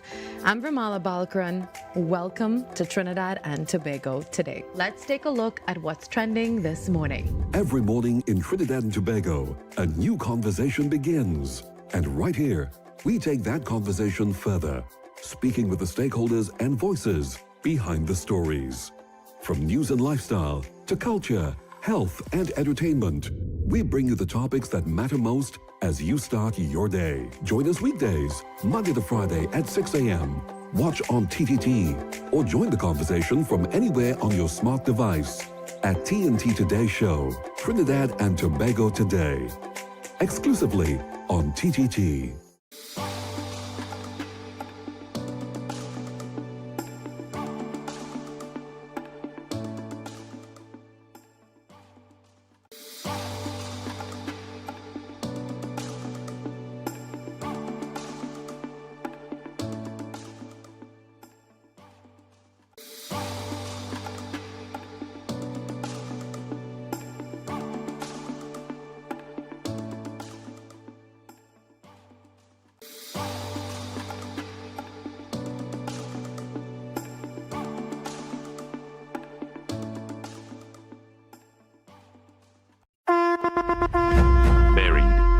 rhythm, hidden beneath the soil, sleeping within the spirit of Tobago.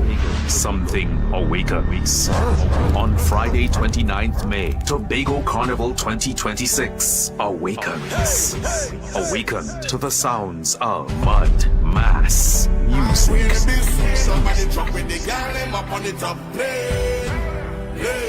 From 4 p.m., the Pigeon Point Heritage Park transforms into the heartbeat of the island for the official launch of Tobago Carnival 2026. Witness the sunset ignite the sky as rhythm, color, and pure bacchanal energy consume the night. This is not just the launch. This is the awakening. Feel it, live it, be there. Tobago Carnival 2026. Mud, mass, music.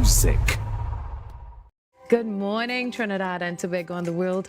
I'm Vermala Balkaran. Welcome to Trinidad and Tobago today. Let's take a look at what's trending this morning. Every morning in Trinidad and Tobago, a new conversation begins. And right here, we take that conversation further, speaking with the stakeholders and voices behind the stories. From news and lifestyle to culture, health, and entertainment, we bring you the topics that matter most as you start your day. Join us weekdays, Monday to Friday at 6 a.m. Watch on TTT or join the conversation from anywhere on your smart device at TNT Today Show, Trinidad and Tobago Today, exclusively on TTT.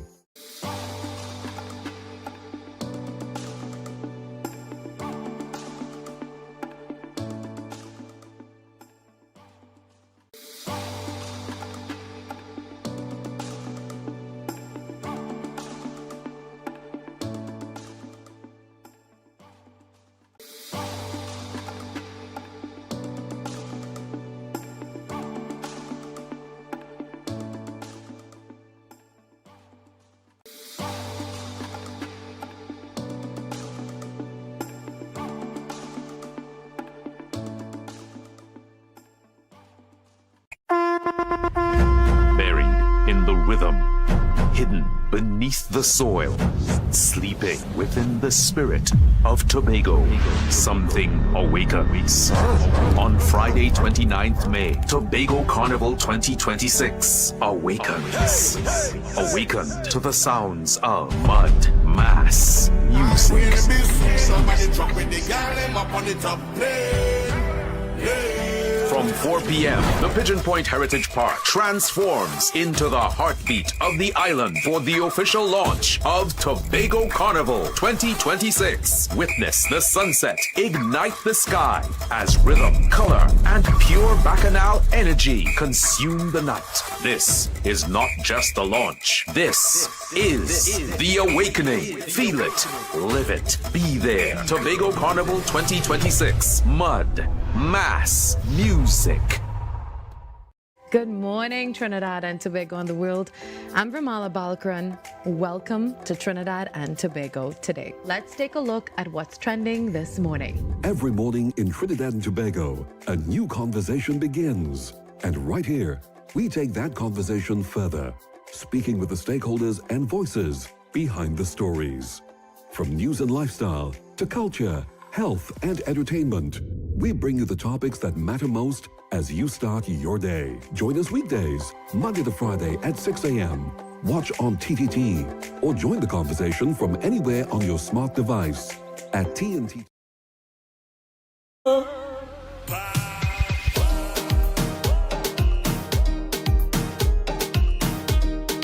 All right, welcome back, Trinidad and Tobago, to Talk City 91.1 FM. You're under the radar. And well, as Javi said, we just saying bye-bye, honestly. You want to give people a bit of what the news is? Or you tell them what's going on now. All right, so happening now down Port of Spain, the riot squad has come out to disperse the crowd that is there right now. And the what is called the person that started it all, the commissioner, the commissioner, the girl, or the person who orchestrated, who organized, the entire thing was arrested. All right, she and another lady was arrested, and the officers also push back the demonstrators happening live right now. I mean, look, we could see them pushing back here, boy. There's some craziness in Port of Spain right now too. Right? So that's happening downtown Port of Spain. The riot squad, look, they're pushing back there. Yeah. Okay. All right. So the riot squad push back on demonstrators down there in Port of Spain. Have you getting your clip, boy? It's still loading. You want play? If it's audio, I can play it from right here now. I wonder, boy. Don't stop it though. It's coming. All right. Well, if it almost finished, Yeah. All right. Hopefully we have time. Can we have 2 minutes? You want to give you closing any time? Until okay, people. Until tomorrow, we'll be back here, same time, same place on Talk City 91.1 FM. Right? Stay safe, Trinidad and Tobago. Up next, we have Obi and Kingsley. The wrap up. With the wrap up. The big bad wrap up show, and he's here right now. Also, this is my last week in Talk City 91.1 FM. Yes, people. You won't hear from me on the radios after Friday the 29th of May 2026, but you'll hear from me on the 8th of May. I'm coming back. You coming back when? On the 8th of May. Alright, so I'll be back on the 8th of May after Friday on Talk City 91.1 FM. So I'll leave in my good friend. So you leaving for 1 week? 1 week. What do you mean? You going to leave for 2 or something? The 8th of May, say, or the 8th of June? Sorry, the 8th of June. Right, now going to say oh, we gosh. in May. I'm going back and... you keep coming there, quick. Yeah, like it's here. Alright. Take a listen to this before we go. You might give me a little time, right? A little time. Come on, man. We'll just give a little time. China were still in extreme poverty. He made a public promise. By 2020, every single one of them would be lifted out. No exceptions. What followed was the most ambitious targeted poverty alleviation campaign in human history. 3 million government workers were deployed to live in poor villages. Not visit, live. They were called first secretaries. Their job was to identify exactly why each household was poor and fix it specifically. 9.6 million people were physically relocated from areas so remote that no road, school, or hospital could ever reach them. The government built 2.66 million new homes to house them. 1.1 million kilometers of new rural roads were constructed. That is enough road to circle the earth 27 times. Internet access was extended to 98% of poor villages because she understood that connectivity was infrastructure. The total cost was $246 billion over 7 years. In December 2020, Xi Jinping stood before the nation and declared complete victory. Every impoverished county removed from the poverty list. Every household above the poverty line. The United Nations verified it. The World Bank verified it.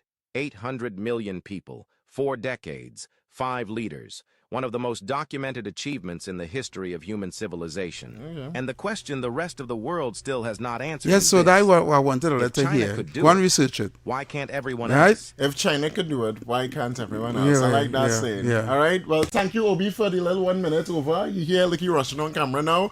But shoot for the stars. Keep shooting for the stars in everything you do, Trinidad and Tobago. If you can see it, you can 100% be it. And the moment you choose to give up is the moment a new star is born. Have a great one.